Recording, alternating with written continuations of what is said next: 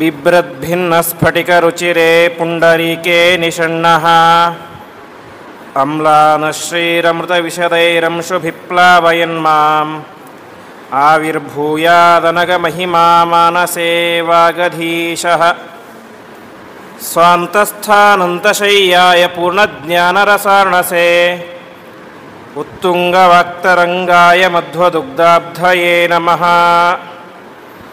तं वन्दे नरसिंहतीर्थनिलयं श्रीव्यासराट्पूजितं ध्यायन्तं मनसा नृसिंहचरणं श्रीपादराजं गुरुं।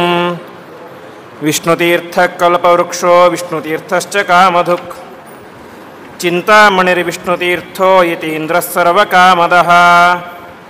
तपस्वाध्यायशुश्रूषा कृष्णपूजारतं मुनिं विश्वेशमिष्टदं वन्दे परिव्राट्चक्रवर्तिनं। ಶ್ರೀಗುರುಭ್ಯೋ ನಮಃ. ಹರಿ ಓಂ. ಭಗವಾನ್ ವೇದವ್ಯಾಸದೇವರು ರಚನೆ ಮಾಡಿದಂತಹ ಮಹಾಭಾರತದ ಆದಿಪರ್ವದ ಪ್ರವಚನದ 3ನೇ ದಿವಸದಲ್ಲಿ ನಾವೆಲ್ಲ ಸೇರಿದ್ದೇವೆ. ಇವತ್ತು ಇನ್ನೊಂದು ಪರ್ವದಿನ ನಮ್ಮ ಮಾಧ್ವ ಪರಂಪರೆಯ ಶ್ರೇಷ್ಠ ಯತಿಗಳಾದಂತಹ ಶ್ರೀಪಾದರಾಜರ ಆರಾಧನಾ ಮಹೋತ್ಸವ. ಯಾವ ನರಸಿಂಹತೀರ್ಥದಲ್ಲಿ ಇದ್ದುಕೊಂಡು ದಿವ್ಯವಾದಂತಹ ತಪಸ್ಸನ್ನು ಆಚರಿಸಿ ವ್ಯಾಸರಾಜರಂತಹ ಶ್ರೇಷ್ಠ ಜ್ಞಾನಿಗಳನ್ನು ಜಗತ್ತಿಗೆ ನೀಡಿದಂತಹ ದೊಡ್ಡ ಗುರುಗಳು ಅದು ಶ್ರೀಪಾದರಾಜರು ಅಂತ. ವಾಸ್ತವಿಕವಾಗಿ ಅವರ ನಿಜವಾದಂಥ ಹೆಸರೇನಂತ ಹೇಳಿದ್ರೆ ಲಕ್ಷ್ಮೀನಾರಾಯಣ ತೀರ್ಥರು, ಲಕ್ಷ್ಮೀನಾರಾಯಣ ಮುನಿಗಳು ಅಂತ ಅವರ ಹೆಸರು. ಒಮ್ಮೆ ಲಕ್ಷ್ಮೀನಾರಾಯಣ ತೀರ್ಥರು ಮತ್ತು ರಘುನಾಥ ತೀರ್ಥರು ಮತ್ತು ವಿಭುಧೇಂದ್ರ ತೀರ್ಥರು 3 ಜನ ಯಾವ ಕೊಪ್ಪರ ಕ್ಷೇತ್ರ, ಕಾರ್ಪರ ನರಸಿಂಹ ಕ್ಷೇತ್ರ ಅಲ್ಲಿಗೆ ಬಂದಿರ್ತಾರೆ. ಅಲ್ಲಿಗೆ ಬಂದು ಅನೇಕ ತಿಂಗಳುಗಳ ಕಾಲ ಅಲ್ಲಿಯೇ ಇದ್ದುಕೊಂಡು ಪ್ರತಿನಿತ್ಯ ತಮ್ಮ ತಮ್ಮ ಸಂಸ್ಥಾನದ ದೇವರ ಪೂಜೆಗಳು, ಅದೇ ರೀತಿಯಾಗಿ ಪ್ರತಿನಿತ್ಯ ಪಾಠ ಪ್ರವಚನ ಇದರಲ್ಲೇ ಕಾಲ ಕಳೀತಾ ಇರ್ತಾರೆ. ವಾಸ್ತವಿಕವಾಗಿ ರಘುನಾಥ ತೀರ್ಥರು ಮತ್ತು ವಿಭುಧೇಂದ್ರ ತೀರ್ಥರು ಲಕ್ಷ್ಮೀನಾರಾಯಣ ತೀರ್ಥರಿಗಿಂತ ದೊಡ್ಡವರು, ವಯಸ್ಸಿನಲ್ಲಿ ಆಗಲಿ ಆಶ್ರಮದಲ್ಲಿ ಆಗಲಿ ದೊಡ್ಡವರು. ಈ ಲಕ್ಷ್ಮೀನಾರಾಯಣ ಮುನಿಗಳು ಇನ್ನೂ ಚಿಕ್ಕವರು ವಯಸ್ಸಿನಲ್ಲಿ ಆಶ್ರಮದಲ್ಲಿ. ಆದರೆ ಜ್ಞಾನದಲ್ಲಿ ಪ್ರಚಂಡವಾದಂತಹ ಜ್ಞಾನ, ಒಳ್ಳೆಯ ಅನುವಾದ ಶೈಲಿ, ಒಳ್ಳೆಯ ಅನುಸಂಧಾನಾತ್ಮಕವಾದಂತಹ ಗ್ರಂಥಗಳು ಮುಂತಾದಂತಹ ಅವರ ಪ್ರತಿನಿತ್ಯ ಅವರ ಸುಧಾಪಾಠ ಅನುವಾದವನ್ನು ಕೇಳಿ ಕೇಳಿ ಕೇಳಿ ಕೊನೆಗೆ ಆ ರಘುನಾಥ ತೀರ್ಥರು ಮತ್ತು ವಿಭುಧೇಂದ್ರ ತೀರ್ಥರು ಇಬ್ಬರೂ ಕೂಡ ಅಂದಿನಿಂದಾಗಿ ಅವರಿಗೆ ಒಂದು ಬಿರುದನ್ನು ಕೊಡ್ತಾರೆ ಅಂತೆ. ಏನು ಅಂದರೆ, ನಾವೆಲ್ಲರೂ ಕೂಡ ಬರೀ ಶ್ರೀಪಾದರು, ನಾವೆಲ್ಲ ಯತಿಗಳಿಗೆ ಸ್ವಾಮಿಗಳಿಗೆ ಶ್ರೀಪಾದರು ಅಂತ ಕರಿತೇವೆ. ನಾವೆಲ್ಲರೂ ಕೂಡ ಕೇವಲ ಶ್ರೀಪಾದರು.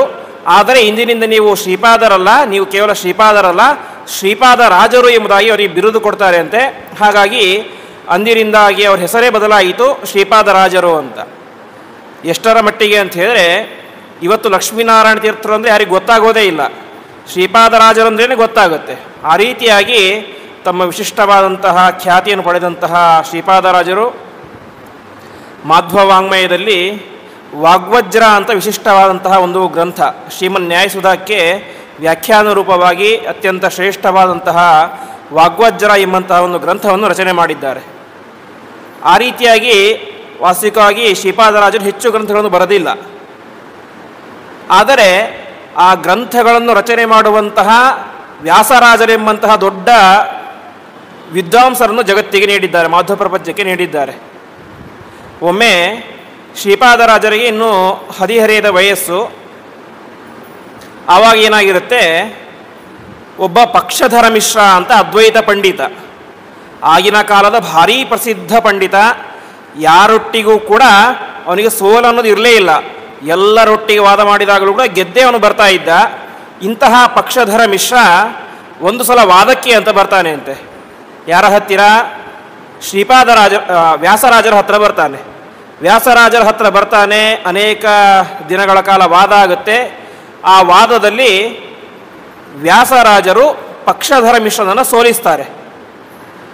ಸೋಲಿಸಿದಾಗ ಪ್ರಸಂಗ ಹೇಗಿತ್ತು ಅಂತ ಹೇಳಿದರೆ, ಪಕ್ಷಧರ್ಮಿಷ್ಠರಿಗೆ 70 ವರ್ಷ ವಯಸ್ಸಾಗಿತ್ತು ಅಂತೆ. ವ್ಯಾಸರಾಜರು ಆಗಿನ್ನೂ ಮೀಸೆ ಚಿಗುರ್ತಾ ಇದೆ. ಅಂತಹ ಒಬ್ಬ ಸಣ್ಣ ವಯಸ್ಸಿನ ಯುವಕ 70 ವರ್ಷದ ಆಗಿನ ಕಾಲದ ಪ್ರಚಂಡ ಜ್ಞಾನಿಯಾದಂತಹ ಪಕ್ಷಧರ ಮಿಶ್ರನ್ನು ಸೋಲಿಸಿದ್ದಾರೆ ಎಂಬಂಥ ವಿಚಾರ ಎಲ್ಲ ಕಡೆ ಗೊತ್ತಾಗ್ಬಿಡುತ್ತೆ. ಸಾಮಾನ್ಯವಾಗಿ ಬೇರೆ ಯಾರಾದರೂ ಸೋತಿದ್ದರೆ ಆ ಅವಮಾನದಿಂದ ಅಥವಾ ಬೇಸರದಿಂದ ಹಾಗೆ ವಾಪಸ್ ಹೋಗ್ಬಿಡ್ತಾ ಇದ್ರು. ನಾ ಸೋತಿದ್ದೇನೆ ಅಂತ ಒಪ್ಕೊಂಡು ರಾತ್ರೋರಾತ್ರಿ ಊರು ಖಾಲಿ ಮಾಡಿಬಿಡ್ತಾ ಇದ್ರು. ಆದರೆ ಪಕ್ಷಧರ ಮಿಶ್ರರು ಆ ರೀತಿ ಆಗಿದ್ದಿಲ್ಲ. ಯಾವ ರೀತಿಯಾಗಿ ದೊಡ್ಡ ಜ್ಞಾನಿಗಳಾಗಿದ್ದಾರೋ ಅದೇ ರೀತಿಯಾಗಿ ವಿನಯ ಅವರ ಹತ್ರ ಇತ್ತು. ಅದೇ ರೀತಿಯಾಗಿ ವಿದ್ಯಾ ಪಕ್ಷಪಾತ, ಯಾರು ಒಳ್ಳೆಯ ವಿದ್ಯಾವಂತ ಅವರಿಗೆ ಗೌರವವನ್ನು ಕೊಡ್ತಾ ಇದ್ದರು. ಆ ರೀತಿಯಾಗಿ ಪಕ್ಷಧರ ಮಿಶ್ರಿಗೆ ತುಂಬ ಆಶ್ಚರ್ಯ ಆಗಿಬಿಡುತ್ತೆ ಅಂತೆ. ಇನ್ನೂ ಸಣ್ಣ ಯುವಕ ಈ ರೀತಿಯಾಗಿ 70 ವರ್ಷದ ಭಾರತದ ಪ್ರಖ್ಯಾತ ಪಂಡಿತನಾದಂಥ ನನ್ನನ್ನೇ ಸೋಲಿಸಿದ್ದಾನೆ ಅಂತ ಹೇಳಿದ್ರೆ ನಿನಗೆ ಪಾಠ ಮಾಡಿದ್ದು ಯಾರು ಎಂಬುದಾಗಿ ಕೇಳ್ತಾರೆ ಅಂತೆ.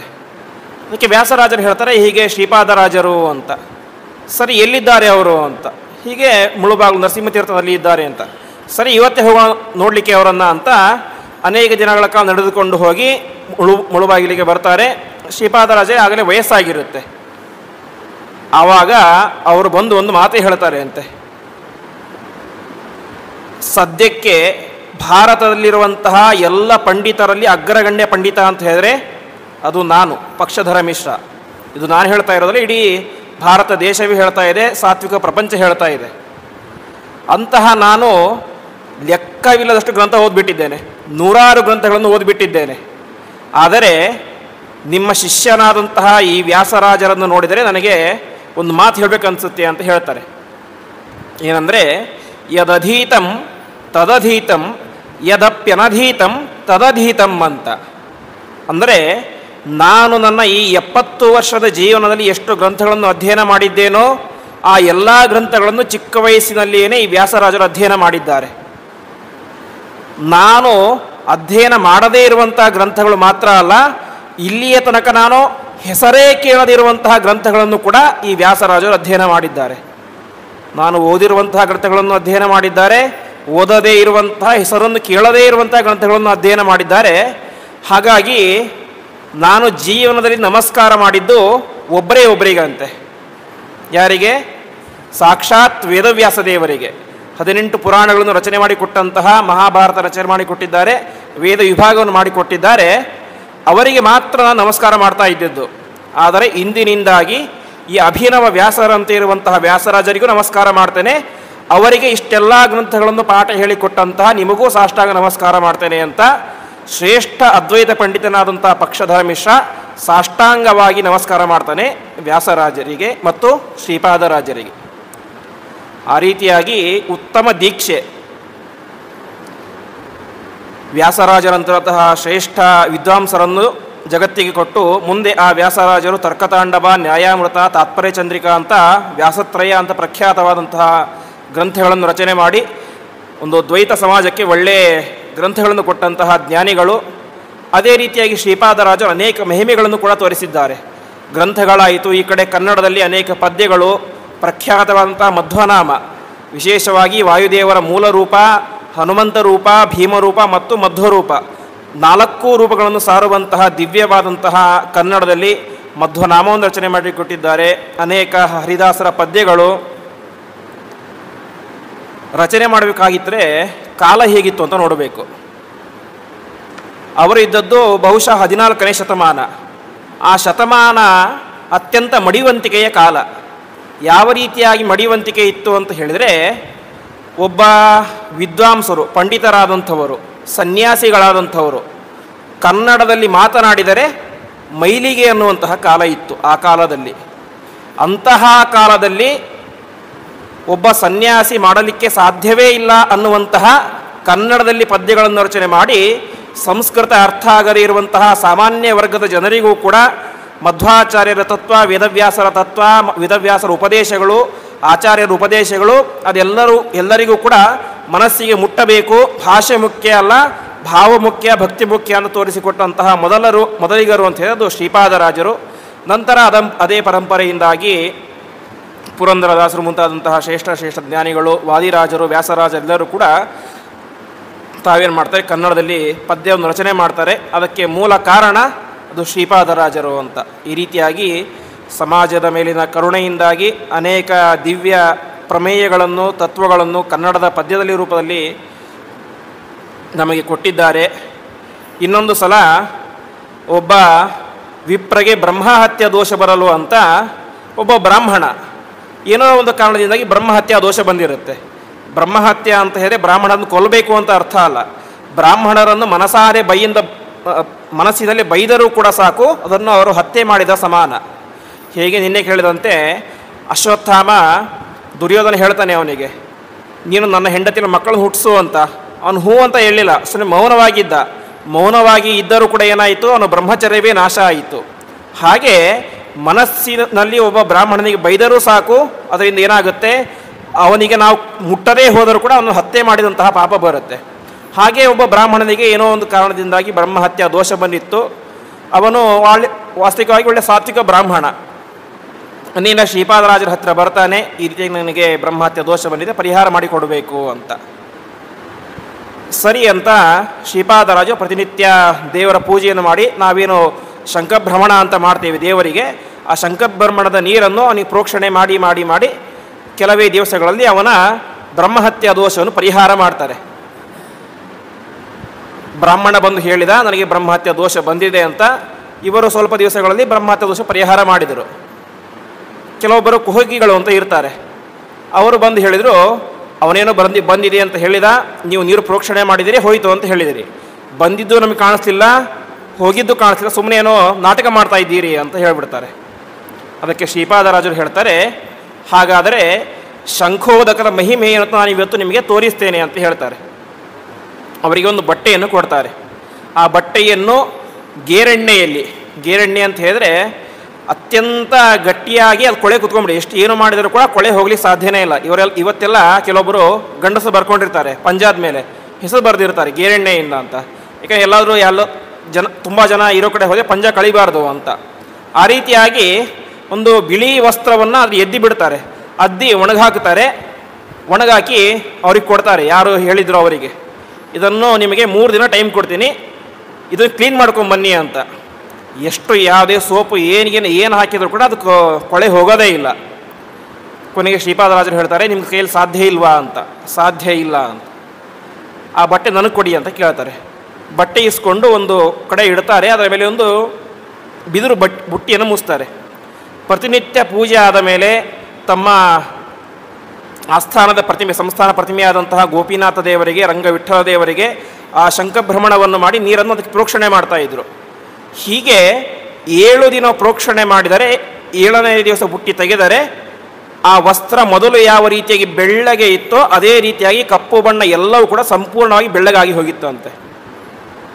ಆವಾಗ ಶ್ರೀಪಾದರಾಜರು ಹೇಳ್ತಾರೆ, ಇದು ಸರ್ವಥಾ ನನ್ನ ಮಹಿಮೆ ಅಲ್ಲ, ಪರಮಾತ್ಮನಿಗೆ ಮಾಡಿದಂಥ ಈ ಶಂಖೋದಕದ ಮಹಿಮೆ. ಹಾಗಾಗಿ ಸುಮ್ಮನೆ ಗೊತ್ತಿಲ್ಲದೆ ಇದರ ಬಗ್ಗೆ ಈ ರೀತಿಯಾಗಿ ಮಾತನಾಡೋದು ತಪ್ಪು ಎಂಬುದಾಗಿ ಹೇಳ್ತಾರೆ. ಈ ರೀತಿಯಾಗಿ ತಮ್ಮ ಜೀವನದಲ್ಲಿ ಅನೇಕ ಪವಾಡಗಳನ್ನು ತೋರಿಸಿ, ಅನೇಕ ಗ್ರಂಥಗಳನ್ನು ರಚನೆ ಮಾಡಿ, ಅನೇಕ ಕನ್ನಡದ ಪದ್ಯಗಳನ್ನು ರಚನೆ ಮಾಡಿ, ಅನೇಕ ಶಿಷ್ಯರನ್ನು ಸಮಾಜಕ್ಕೆ ಕೊಟ್ಟಂತಹ ಶ್ರೇಷ್ಠ ಯತಿಗಳು ಅದು ಶ್ರೀಪಾದರಾಜರು. ಅವರ ಅನುಗ್ರಹ ನಮ್ಮೆಲ್ಲರ ಮೇಲೆ ಇರಲಿ ಅಂತ ಪ್ರಾರ್ಥನೆ ಮಾಡ್ತಾ ಮಹಾಭಾರತ ಆದಿಪರ್ವದ ಪ್ರವಚನವನ್ನು ಮುಂದುವರೆಸೋಣ. ನಾವು ನಿನ್ನೆ ಕೇಳಿದಂತೆ ಮಕ್ಕಳಾಗದವರಿಗೆ ಸದ್ಗತಿ ಇಲ್ಲ ಎಂಬಂತಹ ಅನೇಕ ಪ್ರಸಂಗಗಳು ನಮಗೆ ಪುರಾಣದಲ್ಲಿ ಕಾಣಸಿಗ್ತವೆ. ಆದರೆ ಆಚಾರ್ಯ ಅದಕ್ಕೆ ನಿರ್ಣಯವನ್ನು ಕೊಡ್ತಾರೆ.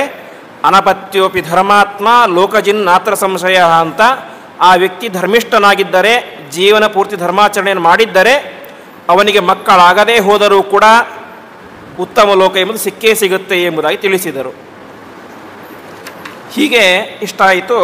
ನಾವು ಹಿಂದೆ ನೋಡಿದಂತೆ ಆ ಜರತ್ಕಾರು ದಂಪತಿಗಳಿಗೆ, ಜರತ್ಕಾರು ಎಂಬಂತಹ ಬ್ರಾಹ್ಮಣ, ಅವನ ಹೆಂಡತಿ ಹೆಸರು ಕೂಡ ಜರತ್ಕಾರು, ವಾಸುಕಿ ನಾಗರಾಜರ ತಂಗಿ. ಆ ಇಬ್ಬರು ದಂಪತಿಗಳಿಗೆ ಹುಟ್ಟಿದಂಥವನು ಆಸ್ತಿಕ ಎಂಬಂತಹ ಒಬ್ಬ ವ್ಯಕ್ತಿ. ಹೀಗೆ ಸರ್ಪಯಾಗಕ್ಕೆ ಬೇಕಾದಂತಹ ಒಂದೊಂದೇ ಅಂಶಗಳು ತೋರಿಸ್ತಾ ಬರ್ತಾರೆ ಮಹಾಭಾರತದಲ್ಲಿ. ಈ ಕಡೆ ಆಸ್ತಿಕರ ಜನನ ಆಯಿತು. ಅನಂತರ ಸರ್ಪಗಳ ಕಥೆಯನ್ನು ಹೇಳ್ತಾ ಬರ್ತಾರೆ. ಯಾಕೆ ಅಂತ ಮುಂದೆ ಗೊತ್ತಾಗುತ್ತೆ. ಕಶ್ಯಪ ಋಷಿಗಳು ಅಂತ ಅವರಿಗೆ ಅನೇಕ ಜನ ಹೆಂಡತಿಯರು, ಅದರಲ್ಲಿ ಇಬ್ಬರು ಹೆಂಡತಿರಿ. ಯಾರು ಅಂದರೆ ಕದ್ರು ಮತ್ತು ವಿನತ ಅಂತ. ವಿನತೆಯಲ್ಲಿ ಗರುಡ ಹುಟ್ಟಿದ, ಅವನ ಹೆಸರು ವೈನತೇಯ ಅಂತ. ವಿನುತಾದೇವಿಯ ಮಗ, ಆದ್ದರಿಂದಾಗಿ ಅವನಿಗೆ ವೈನತೇಯ ಅಂತ ಗರುಡನಿಗೆ ಹೆಸರು. ಈ ಕದ್ರುವಿನಲ್ಲಿ ಸರ್ಪಗಳು ಹುಟ್ಟುತ್ತವೆ. ಕಶ್ಯಪರಿಗೆ ಅನೇಕ ಜನ ಹೆಂಡತಿಯರು, ದಿತಿದೇವಿ, ಅದಿತಿದೇವಿ, ದಿತಿಯಲ್ಲಿ ದೈತ್ಯರು, ಅದಿತಿಯಲ್ಲಿ ದೇವತೆಗಳು, ಧನುವಿನಲ್ಲಿ ದಾನವರು ಅಂತ ಹೀಗೆ ಅನೇಕ ಸಂತಾನ ಹುಟ್ಟುತ್ತೆ. ಅದರಲ್ಲಿ 2 ಪ್ರಧಾನ ಸಂತಾನ ಗರುಡ ಮತ್ತು ಎಲ್ಲ ಸರ್ಪಗಳು. ಈ ಗರುಡ ಸರ್ಪ ಎಲ್ಲ ಹುಟ್ಟುತ್ತಾರೆ. ಆವಾಗ ಮುಂದೆ ಕಾಲ ಕ್ರಮೇಣ ಕಳೀತಾ ಸಮುದ್ರ ಮಥನ ಆಗುತ್ತೆ. ಸಮುದ್ರ ಮಥನ ಆದ ಮೇಲೆ ಆ ಸಮುದ್ರ ಮಥನದಲ್ಲಿ ಉಚ್ಚೈಶ್ರವಸ್ ಎಂಬಂತಹ ಒಂದು ಕುದುರೆ ಹುಟ್ಟಿ ಬರುತ್ತೆ. ಆ ಕುದುರೆಯನ್ನು ದೇವರಾಜನಾದಂತಹ ಇಂದ್ರ ಸ್ವೀಕಾರ ಮಾಡ್ತಾನೆ. ಒಂದು ದಿವಸ ಈ ಸವತಿಯರಾದಂತಹ ಕದ್ರು ಮತ್ತು ವಿನತ ಹಾಗೆ ಸಾಯಂಕಾಲ ಮಾತಾಡ್ತಾ ಕುಳಿತಿರ್ತಾರೆ. ಉಚ್ಚೈಶ್ರವಸ್ಸಲ್ಲಿ ಎಲ್ಲೋ ದೂರದಲ್ಲಿ ಹೋಗ್ತಾ ಇರುತ್ತೆ. ಆವಾಗ ಒಂದು ಚರ್ಚೆ ಪ್ರಾರಂಭ ಆಗುತ್ತೆ. ಈ ಉಚ್ಚೈಶ್ರವಸ್ ಎಂಬಂತಹ ಕುದುರೆ ಬೆಳ್ಳಗಿದೆನೋ ಕಪ್ಪಗಿದೆನೋ ಅಂತ. ಸಾಮಾನ್ಯ ಹಗಲಿನ ಹೊತ್ತು ನೋಡಿದರೆ ಸ್ಪಷ್ಟವಾಗಿ ಗೊತ್ತಾಗ್ಬಿಡ್ತಾ ಇತ್ತು. ಆದರೆ ನೋಡಿದ್ದು ಸಂಜೆಯ ಹೊತ್ತು, ಹಾಗಾಗಿ ಅರ್ಧ ಬೆಳಕಿದೆ ಅರ್ಧ ಕತ್ತಲಿದೆ. ಹಾಗಾಗಿ ಸ್ಪಷ್ಟವಾಗಿ ಕುದುರೆಯ ಬಣ್ಣ ಕಪ್ಪೋ ಬಿಳುಪೋ ಅಂತ ಗೊತ್ತಾಗಲಿಲ್ಲ. ಆವಾಗ ಕುದುರೆ ಬಣ್ಣ ಬೆಳ್ಳಗಿದೆ, ಬಾಲ ಮಾತ್ರ ಕಪ್ಪಗಿದೆ ಅಂತ ಕದ್ರು ಹೇಳ್ತಾಳೆ. ಆವಾಗ ಚರ್ಚೆ ಆಗುತ್ತೆ. ಎಷ್ಟಾದರೂ ಕೂಡ ಇಬ್ಬರು ಕೂಡ ಒಪ್ಪಲಿಕ್ಕೆ ಸಾಧ್ಯ ಇಲ್ಲ. ಇವಳು ಕಪ್ಪಗಿದೆ ಅಂತ, ಅವಳು ಬೆಳ್ಳಗಿದೆ ಅಂತ. ಕೊನೆಗೆ ಒಂದು ತೀರ್ಮಾನಕ್ಕೆ ಬರ್ತಾರೆ ಇಬ್ಬರೂ ಸೇರಿ. ನಾವೆಲ್ಲರೂ ಕೂಡ ಸೇರಿಕೊಂಡು ಕುದುರೆ ಬಾಲವನ್ನು ಟೆಸ್ಟ್ ಮಾಡೋಣ, ಅದರ ಬಾಲ ಕಪ್ಪಗಿದೆನೋ ಬೆಳ್ಳಗಿದೆನೋ ಅಂತ. ಯಾರು ಗೆಲ್ಲುತ್ತಾರೋ ಅವರು ಏನಾಗಬೇಕು, ಜೀವನ ಪರ್ಯಂತ ದಾಸಿಯಾಗಿ ಇರಬೇಕು ಅಂತ. ಕದ್ರು ಗೆದ್ದರೆ ವಿನತೆ ಕದ್ರುವಿನ ದಾಸಿಯಾಗಬೇಕು, ವಿನತ ಗೆದ್ದರೆ ಕದ್ರು ಇವಳು ದಾಸಿಯಾಗಬೇಕು ಅಂತ ತೀರ್ಮಾನ ಆಗುತ್ತೆ. ಆ ರೀತಿಯಾಗಿ ಮರು ದಿವಸ ಬೆಳಗ್ಗೆ ಹೋಗ್ತಾರೆ. ಕದ್ರು ನೋಡ್ತಾಳೆ, ಉಚ್ಚೈಶ್ರವಸ್ ಎಂಬಂತಹ ಕುದುರೆಯ ಬಾಲ ಹೇಗಿರುತ್ತೆ, ಅಚ್ಚ ಬೆಳ್ಳಗೆ, ಸ್ವಚ್ಛವಾಗಿ ಬೆಳ್ಳಗೆ ಇರುತ್ತೆ. ಆವಾಗ ಕದ್ರುವಿಗೆ ಚಿಂತೆ ಆಗಲಿಕ್ಕೆ ಪ್ರಾರಂಭ ಆಗುತ್ತೆ. ಒಂದು ವೇಳೆ ಈ ವಿಚಾರ ವಿನತೆಗೆ ಗೊತ್ತಾಗ್ಬಿಟ್ರೆ ಏನಾಗುತ್ತೆ, ನಾನು ಜೀವನ ಪೂರ್ತಿ ವಿನತೆಯ ದಾಸಿಯಾಗಿರಬೇಕು ಅಂತ ತುಂಬ ಚಿಂತೆ ಆಗುತ್ತೆ. ಆವಾಗ ತನ್ನ ಮಕ್ಕಳನ್ನು ಕರೀತಾಳೆ. ಮಕ್ಕಳ್ಯಾರು? ಸರ್ಪಗಳು, ನಾಗಗಳು ಸಾಮಾನ್ಯವಾಗಿ ಕಪ್ಪು ಬಣ್ಣದಲ್ಲಿ ಇರ್ತವೆ. ಆವಾಗ ಅವಳನ್ನೆಲ್ಲ ಕರೆದು ಹೇಳ್ತಾಳೆ, ನೀವೇನು ಮಾಡ್ತಿರೋ ಗೊತ್ತಿಲ್ಲ, ಈ ಕುದುರೆಯ ಬಾಲ ಕಪ್ಪಾಗಬೇಕು ಅಂತ. ಆವಾಗ ತಕ್ಷಣದಲ್ಲಿ ಅನೇಕ ಚಿಕ್ಕ ಚಿಕ್ಕ ಹಾವಿನ ಮರಿಗಳೆಲ್ಲವೂ ಕೂಡ ಹೋಗಿ ಕುದುರೆ ಬಾಲಕ್ಕೆ ಸುತ್ಕೊಂಡ್ಬಿಡ್ತವೆ ಅಂತೆ. ನೋಡಿದರೆ ಕುದುರೆಯ ಬಾಲ ಕಪ್ಪಗೆ ಆಗಬೇಕು, ಆ ರೀತಿಯಾಗಿ ಸುತ್ಕೊಂಡ್ಬಿಡ್ತವೆ. ವಿನತೆ ಬಂದು ನೋಡ್ತಾಳೆ, ಹಾವಿನ ಬಾಲ ಕಪ್ಪಗೆ ಇದೆ, ಕುದುರೆಯ ಬಾಲ ಕಪ್ಪಗಿದೆ. ಕುದುರೆ ಮೈ ಬಣ್ಣ ಪೂರ್ತಿ ಬೆಳ್ಳಗೆ ಇದೆ, ಬಾಲ ಮಾತ್ರ ಕಪ್ಪಗಿದೆ. ಒಪ್ಪಂದ ಏನಾಗಿತ್ತು, ಯಾರು ಗೆಲ್ತಾರೋ ಅವರು ದಾಸಿಯಾಗಬೇಕು, ಸೇವಕಿಯಾಗಬೇಕು ಅಂತ. ಸರಿ ಅಂತ ವಿನತೆ ಏನಾಗ್ತಾಳೆ, ಅವಳ ಸೇವಕಿಯಾಗಿ ಇದಾಗುತ್ತಾಳೆ. ಈ ಸಂದರ್ಭದಲ್ಲಿ ಏನಾಗುತ್ತೆ, ವಾಸ್ತವಿಕವಾಗಿ ಕದ್ರು ಎಲ್ಲ ಸರ್ಪಗಳಿಗೂ ಆಜ್ಞೆ ಮಾಡ್ತಾಳೆ ಅಂತೆ, ನೀವೆಲ್ಲರೂ ಕೂಡ ಹೋಗಿ ಸೇರಿ ಆ ಕುದುರೆ ಬಾಲನ್ನು ಕಪ್ಪಾಗಿ ಮಾಡಿ ಅಂತ. ಆದರೆ ಕೆಲವು ಸರ್ಪಗಳು ಒಪ್ಕೊಳ್ಳೋದಿಲ್ಲ ಅಂತೆ. ನೀನು ಮಾಡ್ತಾ ಇರೋದು ತಪ್ಪು, ಅನ್ಯಾಯ. ನೀನು ನಿನ್ನ ಅಕ್ಕನಾದಂತಹ ವಿನುತಾದೇವಿಗೆ ಅನ್ಯಾಯ ಮಾಡ್ತಾ ಇದ್ದೀಯಾ, ಆ ತಪ್ಪನ್ನು ನಾವು ಮಾಡಲಿಕ್ಕೆ ಸಾಧ್ಯ ಇಲ್ಲ, ನಾವು ಮಾಡೋದಿಲ್ಲ ಅಂತ ಕೆಲವು ಸರ್ಪಗಳು ಹೇಳ್ತವೆ. ಆವಾಗ ಆ ಕದ್ರು ತಾನೇ ಜನ್ಮ ಕೊಟ್ಟಂತಹ ಮಕ್ಕಳಿಗೆ, ಸರ್ಪಗಳಿಗೆ ಒಂದು ಶಾಪವನ್ನು ಕೊಡ್ತಾಳೆ. ನನ್ನ ಮಾತನ್ನು ಯಾರ್ಯಾರು ಕೇಳಿಲ್ಲವೋ ನೀವೆಲ್ಲರೂ ಕೂಡ ಜನಮೇಜಯನ ಸರ್ಪಯಾಗದಲ್ಲಿ ಬಿದ್ದು ಬೂದಿಯಾಗಿ ಹೋಗಿ ಅಂತ ಶಾಪ ಕೊಡ್ತಾಳೆ. ಕದ್ರು ತನ್ನ ಸ್ವಂತ ಮಕ್ಕಳಿಗೆ, ತನ್ನ ಹೊಟ್ಟೆಯಲ್ಲಿ ಹುಟ್ಟಿದಂತಹ ಮಕ್ಕಳಿಗೇನೆ ನೀವೆಲ್ಲರೂ ಕೂಡ ಜನಮೇಜಯನ ಸರ್ಪಯಾಗದಲ್ಲಿ ಹೋಗಿ ಬೂದಿಯಾಗಿ ಹೋಗಿ ಅಂತ ಶಾಪ ಕೊಟ್ಬಿಡ್ತಾರೆ. ಆವಾಗ ಪಕ್ಕದಲ್ಲಿ ಬೇರೆ ಸರ್ಪಗಳಿರ್ತವೆ, ಅವುಗಳಿಗೆ ಹೆದರಿಕೆ ಪ್ರಾರಂಭ ಆಗುತ್ತೆ. ಒಂದು ವೇಳೆ ನಾವೇನಾದರೂ ಸುತ್ಕೊಳ್ಳದೆ ಹೋದರೆ ನಮ್ಮ ತಾಯಿ ನಮಗೂ ಶಾಪ ಕೊಟ್ಬಿಡ್ತಾಳೆ ಅಂತ ಪಾಪ ಹೋಗಿ ಸುತ್ಕೊಳ್ತವೆ. ವಿನತೆ ಬಂದು ಸೇವಕಿಯಾಗಿ ಕೂತ್ಕೊಳ್ತಾಳೆ. ಅಂದಿನಿಂದಾಗಿ ವಿನತೆ ಕದ್ರುವಿನ ಸೇವಕಿ. ಕದ್ರು ಏನು ಹೇಳ್ತೋ ಅದನ್ನೆಲ್ಲವನ್ನು ಕೂಡ ಮಾಡ್ತಾ ಇದ್ಲು. ಕಸ ಬಳೆಯಿಂದ ಕಸ ಬಳೆಯಬೇಕು, ಪಾತ್ರೆ ತೊಳೆಯಬೇಕು, ಪ್ರತಿಯೊಂದು ಕೆಲಸವನ್ನು ಕೂಡ ಮಾಡ್ತಾ ಇದ್ಲು. ಈ ಕಡೆ ವಿನತಾದೇವಿಯ ಮಗ ಗರುಡ, ತಾಯಿ ಸೇವಕಿಯಾಗಿದ್ದಾಳೆ. ಸೇವಕಿಯ ಮಗ ಯಾವತ್ತಿದ್ದರೂ ಕೂಡ ಸೇವಕನೇ. ಹಾಗಾಗಿ ಗರುಡ ಒಬ್ಬ ಶ್ರೇಷ್ಠ ದೇವತೆ. ಗರುಡ, ಶೇಷ, ರುದ್ರ ತಾರತಮ್ಯದಲ್ಲಿ ಉಚ್ಚ ಸ್ಥಾನದಲ್ಲಿರುವಂತಹ ದೇವಾನುದೇವತೆಗಳು. ಆದರೂ ಕೂಡ ತನ್ನ ತಾಯಿ ಒಬ್ಬ ಸೇವಕಿಯಾಗಿದ್ದಾಳೆ. ಅದರಿಂದಾಗಿ ಗರುಡನು ಕೂಡ ಸೇವಕನಾದ. ಆ ಕದ್ರುವಿನ ಮಕ್ಕಳು ಏನು ಕೆಲಸ ಹೇಳ್ತಾ ಇದ್ರು ತಾನೂ ಕೂಡ ಅದನ್ನು ಮಾಡ್ತಾ ಇದ್ದ. ಆದರೆ ಗರುಡನಿಗೆ ಒಂದು ದಿನ ಚಿಂತೆ ಪ್ರಾರಂಭ ಆಗುತ್ತೆ. ಆ ಉಚ್ಚೈಶ್ರವಸ್ ಕುದುರೆಯ ಬಾಲ ಕಪ್ಪಾಗಿರಲಿಕ್ಕೆ ಸಾಧ್ಯನೇ ಇಲ್ಲ. ಅದು ಹೇಗೆ ಕಪ್ಪಾಯಿತು, ಇದು ಏನೋ ಒಂದು ಅನ್ಯಾಯ ಆಗಿದೆ, ತಪ್ಪಾಗಿದೆ ಅಂತ ಅವನಿಗೆ ಚಿಂತೆ ಶುರುವಾಗುತ್ತೆ. ಆವಾಗ ನೇರವಾಗಿ ಕದ್ರುವಿನ ಹತ್ರ ಹೋಗ್ತಾನೆ ಅಂತೆ. ಚಿಕ್ಕಮ್ಮ, ಏನೋ ತಪ್ಪಾಗಿದೆ ಇದರಲ್ಲಿ, ಆದರೂ ಪರವಾಗಿಲ್ಲ, ನೀನು ಗೆದ್ದಿದ್ದೀಯ, ನಾವು ಸೋತಿದ್ದೀವಿ. ಆದರೆ ಈ ಸಣ್ಣ ಒಂದು ಪಂದ್ಯಕ್ಕೋಸ್ಕರ ಇಡೀ ಜೀವನ ಪೂರ್ತಿ ನಾವು ನಿಮಗೆ ಸೇವಕರಾಗಿರೋದು ಸರಿಯಲ್ಲ. ಹಾಗಾಗಿ ಇದಕ್ಕೇನಾದರೂ ಒಂದು ಪರಿಹಾರ ಹೇಳು ಅಂತ. ಆವಾಗ ಕದ್ರು ಹೇಳ್ತಾಳೆ, ಸರಿ, ಇದಕ್ಕೆ ನಾನು ನಿಮಗೆ ಪರಿಹಾರ ಹೇಳ್ತೇನೆ. ದೇವಲೋಕದಲ್ಲಿ ಅಮೃತ ಇದೆ. ಆ ಅಮೃತವನ್ನು ನೀನು ತೆಗೆದುಕೊಂಡು ಬಂದು ನನಗೆ ಕೊಡಬೇಕು. ನೀನು ನನಗೆ ಅಮೃತವನ್ನು ತಂದು ಕೊಟ್ಟರೆ ಆವಾಗ ನಿನ್ನ ತಾಯಿಗೆ ಏನಾಗುತ್ತೆ, ದಾಸ್ಯದಿಂದ ಮುಕ್ತಿ ಸಿಗುತ್ತೆ, ಅವಳು ಕೂಡ ಮಹಾರಾಣಿಯಂತೆ ಮೆರೆಯಬಹುದು ಅಂತ ಗರುಡನಿಗೆ ಕದ್ರು ಹೇಳ್ತಾಳೆ. ಗರುಡ ಸರಿ ಅಂತ ಹೋಗ್ತಾನೆ. ನೇರವಾಗಿ ದೇವಲೋಕಕ್ಕೆ ಹೋಗ್ತಾನೆ. ಇಂದ್ರನ ಹತ್ರ ಕೇಳ್ತಾನೆ. ಇಂದ್ರನು ಕೂಡ ಅಮೃತವನ್ನು ಕೊಡ್ತಾನೆ. ಆದರೆ ಗರುಡನಿಗೆ ತಲೆಯಲ್ಲಿ ಒಂದು ವಿಚಾರ ಇತ್ತು. ಅಮೃತ ತರಬೇಕು, ಆದರೆ ಅಮೃತವನ್ನು ಸರ್ಪಗಳು ಕುಡಿಬಾರ್ದು ಅಂತ. ಯಾಕೆ ಅಂತ ಹೇಳಿದರೆ, ಸರ್ಪಗಳು ಮೊದಲೇ ದುಷ್ಟ ಸ್ವಭಾವದ ಸರ್ಪಗಳಿಗೆ ಅಮೃತ ಎಂಬುದು ಕುಡಿಸಿಬಿಟ್ರೆ ಅದರಿಂದ ಇನ್ನಷ್ಟು ಅವಳ ದುಷ್ಟತನ ಜಾಸ್ತಿ ಆಗುತ್ತೆ. ಹೇಗೆ ಅಂದರೆ, ರಾಕ್ಷಸರು ಇರ್ತಾರೆ, ಈ ಹಿರಣ್ಯಕಶಿಪು, ಹಿರಣ್ಯಾಕ್ಷ, ರಾವಣ, ಕುಂಭಕರ್ಣ ಎಲ್ಲ ಅವರು ಸ್ವಭಾವತಃ ಮೊದಲೇ ದುಷ್ಟರು. ಅಂತಹ ರಾಕ್ಷಸರಿಗೆ ಮತ್ತೆ ಈ ರುದ್ರದೇವರವರ, ಬ್ರಹ್ಮದೇವರ, ಆವರ ಈವರ ಅಂತ ಸೇರಿಬಿಟ್ರೆ ಅದಕ್ಕೆ ಇನ್ನಷ್ಟು ಪ್ರಾಬಲ್ಯ ಜಾಸ್ತಿ ಆಗುತ್ತೆ, ಹುಚ್ಚು ಜಾಸ್ತಿ ಆಗುತ್ತೆ. ಹಾಗಾಗಿ ಗರುಡ ಚಿಂತನೆ ಮಾಡ್ತಾನೆ, ಅವುಗಳಿಗೆ ಏನಾದರೂ ಕೂಡ ಅಮೃತ ಸಿಗಬಾರದು, ಆದರೆ ಅಮೃತ ಕೊಟ್ಟಂತೆ ಮಾಡಬೇಕು, ನಾಟಕ ಮಾಡಬೇಕು ಅಂತ ತೀರ್ಮಾನ ಮಾಡ್ತಾನೆ. ಅಮೃತ ತರ್ತಾನೆ. ಅಮೃತ ತಂದು ಎದುರುಗಡೆ ಇಡ್ತಾನೆ. ಎದುರುಗಡೆ ಇಟ್ಟು ಹೇಳ್ತಾನೆ, ನೀವೆಲ್ಲರೂ ಕೂಡ ಹೋಗಿ ಸ್ನಾನ ಮಾಡ್ಕೊಂಡು ಬನ್ನಿ ಅಂತ. ಯಾಕೆಂದರೆ ಇದು ಅಮೃತ, ಯಾವುದೋ ಸಾಮಾನ್ಯ ಪಾನೀಯ ಅಲ್ಲ, ಜೇನುತುಪ್ಪ ಅಲ್ಲ, ತುಪ್ಪ ಅಲ್ಲ, ಅಮೃತ, ದೇವಲೋಕದ ಅಮೃತ. ಹಾಗಾಗಿ ಇದು ಕುಡಿಯಬೇಕಂತ ಹೇಳಿದ್ರೆ ಮೊದಲು ಶುದ್ಧವಾಗಿರಬೇಕು ನೀವು. ಹಾಗಾಗಿ ನೀವೆಲ್ಲರೂ ಕೂಡ ಹೋಗಿ ಸ್ನಾನ ಮಾಡಿ ಬನ್ನಿ. ಸ್ನಾನ ಮಾಡಿ ಬಂದ ತಕ್ಷಣ ನೀವು ಇದನ್ನು ಸ್ವೀಕಾರ ಮಾಡಿ ಅಂತ ಹೇಳ್ತಾನೆ. ಆಯಿತು ಅಂತ ಅವರೇನು ಮಾಡ್ತಾರೆ, ಅದಕ್ಕಿಂತ ಮುಂಚೆ ಒಂದು ಕಂಡೀಷನ್ ಅಂತ ಹೇಳ್ತಾನೆ. ಈಗ ತಕ್ಷಣವೇ ನೀವು ನನ್ನ ತಾಯಿಯನ್ನು ಬಿಡುಗಡೆ ಮಾಡಬೇಕು ದಾಸ್ಯತನದಿಂದ ಅಂತ. ಸರಿ ಅಂತ ಬಿಡುಗಡೆ ಮಾಡ್ತಾರೆ. ತಾವೆಲ್ಲರೂ ಕೂಡ ಖುಷಿಯಾಗಿ ಕುಣಿತಾ ನದಿಗೆ ಹೋಗ್ತಾರೆ. ನದಿಗೆ ಹೋಗಿ ಸ್ನಾನ ಮಾಡಿ ಬರ್ತಾರೆ. ಬಂದ ತಕ್ಷಣ ನೋಡ್ತಾರೆ, ನದಿಯ ತೀರದಲ್ಲಿ ಅಮೃತವೇ ಇಲ್ಲ. ಏನಾಯಿತು ಅಂತ ವಿಚಾರ ಮಾಡ್ತಾರೆ. ಅಲ್ಲಿ ನೋಡಿದರೆ ದೇವೇಂದ್ರ ತಾನೇ ಮಾಡ್ತಾನೆ, ಅದನ್ನು ಬಂದು ತೆಗೆದುಕೊಂಡು ಹೋಗಿಬಿಟ್ಟಿರ್ತಾನೆ. ಹಾಗಾಗಿ ಯಾಕಂದರೆ ದುಷ್ಟ ಸರ್ಪಗಳಿಗೆ ಇದು ಸಿಗಬಾರದು ಅಂತ ತೀರ್ಮಾನ ಮಾಡಿ ದೇವೇಂದ್ರ ತೆಗೆದುಕೊಂಡು ಹೋಗಿರ್ತಾನೆ. ಈ ಕಡೆ ಗರುಡನ ತಾಯಿಯಾದಂತಹ ವಿನತೆ, ಅವಳ ದಾಸ್ಯವು ಕೂಡ ಪರಿಹಾರ ಆಗುತ್ತೆ. ಕೊನೆಗೆ ಗರುಡ ತಾನು ಭೂಲೋಕವನ್ನೇ ಬಿಟ್ಟು ನೇರವಾಗಿ ದೇವಲೋಕಕ್ಕೆ ಹೋಗಿ ಅಂದಿನಿಂದಾಗಿ ಪರಮಾತ್ಮನ ವಾಹನವಾಗಿ ವಿಶೇಷವಾದಂತಹ ಸೇವೆ ಮಾಡ್ತಾನೆ ಎಂಬುದಾಗಿ ಆಗುತ್ತೆ. ಹೀಗೆ ಇಷ್ಟೆಲ್ಲ ಆಯಿತು. ಇಷ್ಟೆಲ್ಲ ಆದ ಮೇಲೆ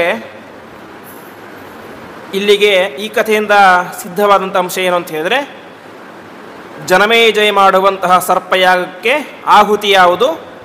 ಕದ್ರುವಿನ ಮಕ್ಕಳು. ಕದ್ರು ತನ್ನ ಮಕ್ಕಳಿಗೇನೆ ತಾನೇ ಶಾಪವನ್ನು ಕೊಟ್ಟು ನೀವೆಲ್ಲರೂ ಕೂಡ ಹೋಗಿ ಸರ್ಪಯಾಗದಲ್ಲಿ ಬೂದಿಯಾಗಿ ಹೋಗಿ ಅಂತ ಶಾಪ ಕೊಟ್ಟಳು. ಹೀಗೆ ಸರ್ಪಯಾಗಕ್ಕೆ ಬೇಕಾದಂತಹ ಆಹುತಿ ಸಿದ್ಧ ಆಯಿತು. ಸರ್ಪಯಾಗವನ್ನು ತಡೆಯುವಂತಹ ಆಸ್ತಿಕ ಹುಟ್ಟಿದ್ದ ಅಲ್ಲಿ. ಹೀಗೆ ಇಷ್ಟೆಲ್ಲ ಆಯಿತು. ಮುಂದೆ ಮಹಾಭಾರತದಲ್ಲಿ ಪರೀಕ್ಷಿತ ಮಹಾರಾಜನ ಕಥೆಯನ್ನು ಹೇಳ್ತಾರೆ. ಅದು ನಿಮಗೆಲ್ಲ ಗೊತ್ತೇ ಇದೆ. ಪರೀಕ್ಷಿತ ಮಹಾರಾಜ ಬೇಟೆಯಾಡಲಿಕ್ಕೆ ಅಂತ ಕಾಡಿಗೆ ಹೋಗಿರ್ತಾನೆ. ಸಂದರ್ಭದಲ್ಲಿ ಶಮೀಕ ಋಷಿಗಳಿಗೆ ಕುತ್ತಿಗೆಗೆ ಹಾವನ್ನು ಹಾಕ್ತಾನೆ. ಕೊನೆಗೆ ಅವರ ಮಗನಾದಂತಹ ಶೃಂಗಿ ಶಾಪ ಕೊಡ್ತಾನೆ. ಅಷ್ಟೆಲ್ಲ ಕಥೆ ಬರುತ್ತೆ. ಇಷ್ಟೆಲ್ಲ ಆದ ತಕ್ಷಣ ಪರೀಕ್ಷಿತ ಮಹಾರಾಜ ತುಂಬ ಪಶ್ಚಾತ್ತಾಪ ಪಡ್ತಾನೆ ಅಂತೆ. ಯಾಕೆಂದರೆ ಪರೀಕ್ಷಿತ ವಾಸ್ತವಿಕವಾಗಿ ಅತ್ಯಂತ ಸಾತ್ವಿಕನಾದಂತಹ ರಾಜ, ಸಾಕ್ಷಾತ್ ಪರಮಾತ್ಮನೇನೆ ಅವನನ್ನು ಗರ್ಭದಲ್ಲಿ ರಕ್ಷಣೆ ಮಾಡಿದ್ದ. ಅಂತಹ ಪರೀಕ್ಷಿತ ಸಾಮಾನ್ಯ ಒಬ್ಬ ಕೆಟ್ಟ ವ್ಯಕ್ತಿ ಮಾಡುವಂತಹ ಈ ಸಣ್ಣ ಕೆಲಸವನ್ನು ಮಾಡಿದ. ಯಾಕೆ ಮಾಡಿದ ಅಂತೇಳಿ ಆ ಕಾಲದಲ್ಲಿ ಆದಂಥ ಕಲಿಯ ಪ್ರಭಾವ, ಹಾಗಾಗಿ ಆ ರೀತಿಯಾಗಿ ಮಾಡಿದ. ಆದರೆ ಯಾವಾಗ ಆ ಕಾಡನ್ನು ಬಿಟ್ಟು ಹೊರಗಡೆ ಬಂದನೋ ತಕ್ಷಣದಲ್ಲಿ ಅವನಿಗೆ ಮನಸ್ಸಿಗೆ ತುಂಬ ಬೇಜಾರಾಗಲಿಕ್ಕೆ ಪ್ರಾರಂಭ ಆಯಿತು ಅಂತೆ. ಎಂತಹ ದೊಡ್ಡ ತಪ್ಪು ಮಾಡಿದೆ. ಆ ಮಹರ್ಷಿ ನೋಡಿದರೆ ಸಮಾಧಿ ಅವಸ್ಥೆಯನ್ನು ತಲುಪಿದ್ದ. ಸಮಾಧಿ ಅವಸ್ಥೆ ಅಂತ ಹೇಳಿದರೆ ಮೈ ಮೇಲೆ ಎಚ್ಚರವೇ ಇಲ್ಲದಂತೆ, ಸಾಮಾನ್ಯವಾಗಿ ಒಂದು ಸಂಧ್ಯಾ ವಂದನೆ ದೇವರ ಪೂಜೆ ಪ್ರತಿನಿತ್ಯ ಮಾಡ್ತಾ ಇರುವಂತಹ ವ್ಯಕ್ತಿ ಪ್ರತಿನಿತ್ಯ ಸ್ನಾನ ಮಾಡಬೇಕು, ಸಂಧ್ಯಾ ವಂದನೆ ಮಾಡಬೇಕು, ಎಲ್ಲವನ್ನು ಕೂಡ ಅವಶ್ಯವಾಗಿ ಮಾಡಲೇಬೇಕು. ಇದರಿಂದಾಗಿ ಯಾರೂ ರಿಯಾಯಿತಿ ಇಲ್ಲ, ಮಾಡಬಾರ್ದು ಅಂತ ಯಾರಿಗೂ ಕನ್ಸೆಷನ್ ಇಲ್ಲ. ಕನ್ಸೆಷನ್ ಇರೋದು ಒಬ್ಬರಿಗೆ ಅಂತೆ. ಯಾರಿಗೆ ಅಂದರೆ ಸಮಾಧಿ ಅವಸ್ಥೆಯನ್ನು ಯಾರು ತಲುಪಿರ್ತಾರೋ ಅವರಿಗೆ ಸ್ನಾನ, ಸಂಧ್ಯಾ ವಂದನೆ, ಊಟ, ದೇವರ ಪೂಜೆ, ವೈಶ್ವದೇವ ಯಾವುದರ ನೀತಿ ನಿರ್ಬಂಧ ಯಾವುದೂ ಇಲ್ಲ. ನಿರಂತರವಾಗಿ 24 ಗಂಟೆಗಳ ಕಾಲ ಯಾವಾಗಲೂ ಕೂಡ ಧ್ಯಾನದಲ್ಲಿ ಅವರು ತೊಡಗಿಬಿಟ್ಟಿರ್ತಾರೆ. ಇದಕ್ಕೆ ಸಮಾಧಿ ಅವಸ್ಥೆ ಅಂತ ಹೆಸರು. ಆ ರೀತಿಯಾಗಿ ಸಮಾಧಿ ಅವಸ್ಥೆಯಲ್ಲಿ ಒಂದು ತಪಸ್ಸನ್ನು ಮಾಡ್ತಾ ಇದ್ದಂಥವರು ಈ ಶಮೀಕ ಋಷಿಗಳು. ಅಂತಹ ಶಮೀಕ ಋಷಿಗಳ ಕೊರಳಿಗೆ ನಾನು ಏನು ಹಾಕಬೇಕಿತ್ತು? ಹಾರವನ್ನು ಹಾಕಬೇಕಾಗಿತ್ತು, ಹೂವಿನ ಹಾರವನ್ನು ಹಾಕಬೇಕಾಗಿತ್ತು. ಯಾಕೆಂದರೆ ಒಬ್ಬ ಶ್ರೇಷ್ಠರಾದಂತಹ ಬ್ರಾಹ್ಮಣ ಜ್ಞಾನಿಗಳ ಹೊಕ್ಕಳಿನಿಂದ ಮೇಲ್ಭಾಗದಲ್ಲಿ ದೇವತೆಗಳ ಸನ್ನಿಧಾನ ಇರುತ್ತೆ ಅಂತೆ. ಹೊಕ್ಕಳಿನಿಂದ ಕೆಳಭಾಗದಲ್ಲಿ ಯಾವ ಸನ್ನಿಧಾನ ಇರುತ್ತೆ? ಪಿತೃಗಳ ಸನ್ನಿಧಾನ ಇರುತ್ತೆ ಅಂತೆ. ಹಾಗಾಗಿ ನಾವು ಮನೆಗೆ ಯಾರಾದರೂ ಜ್ಞಾನಿಗಳು, ಯತಿಗಳು, ಸನ್ಯಾಸಿಗಳು ಬಂದರೆ ನಾವೇ ಮಾಡ್ತೇವೆ, ಕೊರಳಿಗೆ ಹಾರವನ್ನು ಹಾಕ್ತೇವೆ. ಅದೇ ಶ್ರಾದ್ದಕ್ಕೆ ನಾವಂತ ಯಾರನ್ನು ಕರೆದಾಗ ಮಾಡೋದೇನು? ಕೇವಲ ಪಾದ ಪ್ರಕ್ಷಾಲನೆ ಮಾತ್ರ, ಅವತ್ತು ಹಾರವನ್ನು ಹಾಕೋದಿಲ್ಲ. ಹಾಗೆ ಅಂತಹ ಜ್ಞಾನಿಗಳು ಸಿಕ್ಕಾಗ ಅವರ ಕೊರಳಿಗೆ ಹೂವಿನ ಹಾರವನ್ನು ಹಾಕಿ ಸಾಷ್ಟಾಂಗ ನಮಸ್ಕಾರ ಮಾಡಬೇಕಾಗಿತ್ತು. ಅದು ಬಿಟ್ಟು ಸತ್ತ ಹಾವಿನ ಹೆಣವನ್ನು ಹಾಕಿ ನಾನೇ ಮಾಡಿದೆ, ಅಪಮಾನವನ್ನು ಮಾಡಿದ್ದೇನಲ್ಲ ಅಂತ ತುಂಬ ಬೇಜಾರಾಗುತ್ತೆ. ಅದೇ ಸಂದರ್ಭದಲ್ಲಿ ವಿಚಾರ ಕೂಡ ಗೊತ್ತಾಗುತ್ತೆ. ಆ ಋಷಿಗಳ ಮಗ ನನಗೆ ಶಾಪವನ್ನು ಕೊಟ್ಟಿದ್ದಾನೆ, 1 ವಾರದಲ್ಲಿ ತಕ್ಷಕನಿಂದಾಗಿ ಸಾಯಬೇಕು ಅಂತ. ಕೊನೆಗೆ ಆ ಪರೀಕ್ಷಿತ ರಾಜನಿಗೆ ಜೀವನದಲ್ಲಿ ವೈರಾಗ್ಯ ಬಂದು, ಇನ್ನು ನಾನು ಸಮಯವನ್ನು ವ್ಯರ್ಥ ಮಾಡಿ ಇನ್ನೂ ಪ್ರಯೋಜನ ಇಲ್ಲ, ಉಳಿದಿರುವಂತಹ 1 ವಾರವನ್ನು ಸಾರ್ಥಕ ಮಾಡಿಕೊಳ್ಳಬೇಕು ಅಂತ ಗಂಗಾ ನದಿಯ ಮಧ್ಯದಲ್ಲಿ ದೊಡ್ಡದಾದಂತಹ ಒಂದು ಆಶ್ರಮವನ್ನು ನಿರ್ಮಾಣ ಮಾಡಿ ಅಲ್ಲಿ ಪ್ರತಿನಿತ್ಯ 1 ವಾರಗಳ ಕಾಲ ಶುಕಾಚಾರ್ಯರಿಂದಾಗಿ ನಿರಂತರ ಭಾಗವತವನ್ನು ಶ್ರವಣ ಮಾಡ್ತಾನೆ. 1 ವಾರ ಆಯಿತು. 1 ವಾರ ಆದ ನಂತರ ಆ ಶೃಂಗಿ ಕೊಟ್ಟಂತಹ ಶಾಪದ ಸಂದರ್ಭ ಹತ್ತಿರ ಬಂತು. ಶೃಂಗಿ ಕೊಟ್ಟಿದ್ದೇನು? ತಕ್ಷಕನಿಂದಾಗಿ ಇವನು ಸಾಯಬೇಕು ಅಂತ. ಅದು ತಕ್ಷಕನ ಕರ್ತವ್ಯ, ಬ್ರಾಹ್ಮಣರ ಮಾತನ್ನು ಉಳಿಸುವುದು. ಹಾಗೆ ಅಂತ ಅವನು ಬರ್ತಾನೆ. ಬರಬೇಕಾದ್ರೆ ಮಧ್ಯದಲ್ಲಿ ಒಬ್ಬ ಬ್ರಾಹ್ಮಣ ಬರ್ತಾ ಇರ್ತಾನೆ. ಆ ಬ್ರಾಹ್ಮಣ ಯಾರು ಅಂದರೆ ಕಾಶ್ಯಪ ಬ್ರಾಹ್ಮಣ ಅಂತ. ಆ ಕಾಶ್ಯಪ ಬ್ರಾಹ್ಮಣನ ಕೆಲಸ ಏನು ಅಂತ ಹೇಳಿದರೆ, ಒಳ್ಳೆ ಅವನು ವೈದ್ಯ ಆಗಿದ್ದ. ಯಾರಾದರಿಗೂ ಹಾವು ಕಚ್ಚಿದರೆ ವಿಷವನ್ನು ಅತ್ಯಂತ ಸುಲಭವಾಗಿ ತೆಗಿತಾ ಇದ್ದ. ಅವನು ಹೋಗ್ತಾ ಇರ್ತಾನೆ. ಕೇಳ್ತಾನೆ ಈ ತಕ್ಷಕ, ಯಾರು ನೀನು ಎಲ್ಲಿ ಹೋಗ್ತಾ ಇದ್ದೀಯ ಅಂತ. ಆವಾಗ ಆ ಕಾಶ್ಯಪ ಬ್ರಾಹ್ಮಣ ಹೇಳ್ತಾನೆ, ಇಲ್ಲ ಇಲ್ಲೇ ಪರೀಕ್ಷಿತ ಮಹಾರಾಜನಿಗೆ ಇವತ್ತು ಶಾಪ ಇದೆ, ತಕ್ಷಕ ಬಂದು ಕಸ್ತಾನೆ ಅಂತ, ಅದಕ್ಕಾಗಿ ಅವನು ಬದುಕಿಸಲಿಕ್ಕೆ ಅಂತ ಹೋಗ್ತಾ ಇದ್ದೀನಿ ಅಂತ ತಕ್ಷಕನ ಹತ್ರನೇ ಹೇಳ್ತಾನೆ ಅಂತೆ. ಆವಾಗ ತಕ್ಷಕ ಸರ್ಪವೇಷದಲ್ಲಿ ಇರೋದಿಲ್ಲ, ವಾಸ್ತವಿಕವಾಗಿ ಒಬ್ಬ ವಯಸ್ಸಾದಂಥ ಬ್ರಾಹ್ಮಣನ ವೇಷದಲ್ಲಿ ಇರ್ತಾನೆ. ತಕ್ಷಕ ಬಂದು ಕಚ್ಚುತ್ತಾನೆ ಅಂತ ತಕ್ಷಕನ ಹತ್ರನೇ ಯಾರು ಹೇಳ್ತಾರೆ? ಆ ಕಾಶ್ಯಪ ಬ್ರಾಹ್ಮಣ ಹೇಳ್ತಾನೆ. ಆವಾಗ ತಕ್ಷಕ ತನ್ನ ನಿಜ ರೂಪವನ್ನು ತೋರಿಸ್ತಾನೆ, ಹಾವಿನ ರೂಪವನ್ನು ತೋರಿಸ್ತಾನೆ. ಅವನಿಗೆ ಈ ಕಾಶ್ಯಪ ಬ್ರಾಹ್ಮಣನ ಮೇಲೆ ಸಂದೇಹ, ಅಷ್ಟು ಶಕ್ತಿ ಅವನಿಗಿದೆಯಾ ಅಂತ. ಆವಾಗ ಎದುರುಗಡೆ ಒಂದು ಹಚ್ಚ ಹಸಿರಾದಂತಹ ಮರ ಇರುತ್ತೆ. ಆ ಮರಕ್ಕೆ ಕಚ್ಚುತ್ತಾನೆ. ಕಚ್ಚಿದ ತಕ್ಷಣ ಅದರ ಎಲ್ಲ ಎಲೆಗಳು ಕೂಡ ಉದುರಿ ಹೋಗಿ ಸುಟ್ಟು ಹೋಗಿಬಿಡುತ್ತೆ. ನಿನಗೆ ಸಾಮರ್ಥ್ಯ ಇದ್ದರೆ ಈ ಮರವನ್ನು ಮತ್ತೆ ಬದುಕಿಸುವಂಥ ಬ್ರಾಹ್ಮಣನಿಗೆ ಹೇಳ್ತಾನೆ. ಆವಾಗ ಕಾಶ್ಯಪ ಬ್ರಾಹ್ಮಣ ತನ್ನ ಮಂತ್ರಶಕ್ತಿಯಿಂದಾಗಿ ತಕ್ಷಕನಂತಹ ದೊಡ್ಡ ಸರ್ಪ ಕಚ್ಚಿದಂತಹ ದೊಡ್ಡ ಗಿಡವನ್ನು ಕೂಡ ಮತ್ತೆ ಚಿಗುರಿಸಲಿಕ್ಕೆ ಪ್ರಾರಂಭ ಆಗುತ್ತೆ ಅಂತೆ. ಆವಾಗ ತಕ್ಷಕನಿಗೆ ಚಿಂತೆ ಪ್ರಾರಂಭ ಆಗುತ್ತೆ. ನಾನು ಒಂದು ವೇಳೆ ಪರೀಕ್ಷಿತನನ್ನು ಕಚ್ಚಿದರೂ ಕೂಡ ಇವನು ಬದುಕಿಸ್ತಾನೆ. ಆವಾಗ ಕೇಳ್ತಾನೆ, ಒಂದು ವೇಳೆ ನೀನು ಪರೀಕ್ಷಿತನನ್ನು ಬದುಕಿಸಿದ್ರೆ ನಿನಗೆ ಏನು ಸಿಗುತ್ತೆ ಅಂತ. ಏನು ಸಿಗುತ್ತೆ? ಅವನು ದೊಡ್ಡ ರಾಜ, ಬೇಕಾಷ್ಟು ಸಂಪತ್ತು ಕೊಡ್ತಾನೆ, ಎಲ್ಲವನ್ನು ಕೂಡ ಕೊಡ್ತಾನೆ, ಬೇಕಿದ್ರೆ ಅರ್ಧ ರಾಜ್ಯವನ್ನೇ ಕೊಟ್ಟುಬಿಡ್ತಾನೆ, ಅಷ್ಟು ದೊಡ್ಡ ವ್ಯಕ್ತಿಯವನು ಅಂತ. ಅದಕ್ಕೆ ತಕ್ಷಕ ಹೇಳ್ತಾನೆ, ಪರೀಕ್ಷಿತ ಮಹಾರಾಜ ನಿನಗೆ ಎಷ್ಟು ಸಂಪತ್ತನ್ನು ಕೊಡ್ತಾನೋ ನಾನು ನಿನಗೆ ಅದಕ್ಕಿಂತ 2 ಪಟ್ಟು ಹೆಚ್ಚು ಸಂಪತ್ತನ್ನು ಕೊಡ್ತೀನಿ, ನೀನು ಈಗಲೇ ಮನೆಗೆ ಹೋಗು ಅಂತ. ಆದರೆ ಆ ಬ್ರಾಹ್ಮಣ ಆ ರೀತಿ ಅಂತ ಬ್ರಾಹ್ಮಣ ಅಲ್ಲ, ದುಡ್ಡಿನ ಆಸೆಗೋಸ್ಕರ ಬಂದಂತಹ ವ್ಯಕ್ತಿ ಅಲ್ಲ. ಆಸ್ತಿಕವಾಗಿ ಪರೀಕ್ಷಿತ ಒಳ್ಳೆ ಸಾತ್ವಿಕ ವ್ಯಕ್ತಿಯನ್ನು ಬದುಕಿಸಬೇಕಂತ ಬಂದಿದ್ದ. ಆವಾಗ ಅವನು ಒಂದು ಕ್ಷಣ ಕಣ್ಣು ಮುಚ್ಚಿ ಧ್ಯಾನ ಮಾಡ್ತಾನೆ. ಅವನಿಗೆ ಗೊತ್ತಾಗುತ್ತೆ ಪರೀಕ್ಷಿತನನ್ನು ನಾನು ಬದುಕಿಸಲಿಕ್ಕೆ ಸಾಧ್ಯವೇ ಇಲ್ಲ ಅಂತ. ಯಾಕೆಂದರೆ ಅವನ ಆಯಸ್ಸೇ ಮುಗಿದು ಹೋಗಿದೆ. ಹಾಗಾಗಿ ಸುಮ್ಮನೆ ನಾವು ಮನೆಗೆ ಹೋಗೋಣ ಅಂತ ತಕ್ಷಕ ಕೊಟ್ಟಂತಹ ಸಂಪತ್ತನ್ನು ತೆಗೆದುಕೊಂಡು ಮನೆಗೆ ಹೋಗ್ತಾನೆ. ಕೊನೆಗೆ ತಕ್ಷಕ ಒಂದು ಸಣ್ಣ ಕ್ರಿಮಿಯ ರೂಪದಲ್ಲಿ ಒಂದು ಹಣ್ಣಿನಲ್ಲಿ ಪ್ರವೇಶವನ್ನು ಮಾಡಿ ದೊಡ್ಡ ಸರ್ಪವಾಗಿ ಬೆಳೆದು ಆ ಒಂದು ಪರೀಕ್ಷಿತನನ್ನು ಕಚ್ಚುತ್ತಾನೆ. ಈ ರೀತಿಯಾಗಿ ಇಷ್ಟೆಲ್ಲ ವಿಚಾರ ಜನಮೇಜಯನಿಗೆ ಅಲ್ಲಿ ಇದ್ದಂತಹ ಮಂತ್ರಿಗಳು ಹೇಳ್ತಾರೆ. ಜನಮೇಜಯನಿಗೆ ಇದು ಯಾವ ವಿಚಾರವೂ ಕೂಡ ಗೊತ್ತಿರೋದಿಲ್ಲ. ಸುಮ್ಮನೆ ತನ್ನ ತಂದೆ ಸತ್ತು ಹೋದ ಅಂತ ವಿಚಾರ ಗೊತ್ತಿರುತ್ತೆ. ಅದರ ಹಿಂದೆ ಇಷ್ಟು ಆ ತಕ್ಷಕ ಎಂಬಂತಹ ಸರ್ಪನ ಕೈವಾಡ ಇದೆ, ಈ ಎಲ್ಲ ಕಥೆ, ಶಮೀಕ ಋಷಿಗಳು, ಶೃಂಗಿ, ಶಾಪ ಯಾವುದು ಕೂಡ ಗೊತ್ತಿರೋದೇ ಇಲ್ಲ. ಇಷ್ಟು ಮಾತ್ರ ಗೊತ್ತಿರುತ್ತೆ. ಸರಿ ಅಂತ ಜನಮೇಜಯ ಒಂದು ದಿನ ಯೋಗ್ಯವಾದಂಥ ದಿನವನ್ನು ನೋಡಿ ಅನೇಕ ದೊಡ್ಡ ದೊಡ್ಡ ಋಷಿಗಳನ್ನು ಆಹ್ವಾನ ಮಾಡಿ ಸರ್ಪಯಾಗವನ್ನು ಮಾಡಲಿಕ್ಕೆ ಅಂತ ಪ್ರಾರಂಭ ಮಾಡ್ತಾನೆ. ಎಲ್ಲ ಕೂಡ ಆಗುತ್ತೆ. ದೊಡ್ಡ ಯಜ್ಞ ವೇದಿಕೆ. ಸಾಮಾನ್ಯವಾಗಿ ನಾವು ಯಾಗದಲ್ಲಿ ಸ್ವಾಹ ಸ್ವಾಹ ಅಂತ ತುಪ್ಪವನ್ನು, ಅನ್ನವನ್ನು, ಸಮಿತನ್ನು ಹಾಕ್ತೇವೆ, ಎಳ್ಳನ್ನು ಹಾಕ್ತೇವೆ. ಆದರೆ ಜನಮೇಜ ಯಾಗವನ್ನು ಮಾಡಬೇಕಾದರೆ ಇಂತಹ ಸರ್ಪದ ಹೆಸರನ್ನು ಹೇಳಿ ಸ್ವಾಹ ಅಂತ ಹಾಕಿದರೆ ಆ ಸರ್ಪ ಇಡೀ ಬ್ರಹ್ಮಾಂಡದಲ್ಲಿ ಯಾವುದೇ ಮೂಲೆಯಲ್ಲಿ ಇರಲಿ ತಕ್ಷಣ ಬಂದು ಯಜ್ಞದ ಕುಂಡಕ್ಕೆ ಬೀಳುತ್ತಾ ಇತ್ತು. ಹೀಗೆ ಆ ಸರ್ಪಗಳ ಮಾರಣ ಹೋಮವನ್ನೇ ಆ ಒಂದು ಜನಮೇಜ ಮಾಡಲಿಕ್ಕೆ ಪ್ರಾರಂಭ ಮಾಡ್ತಾನೆ.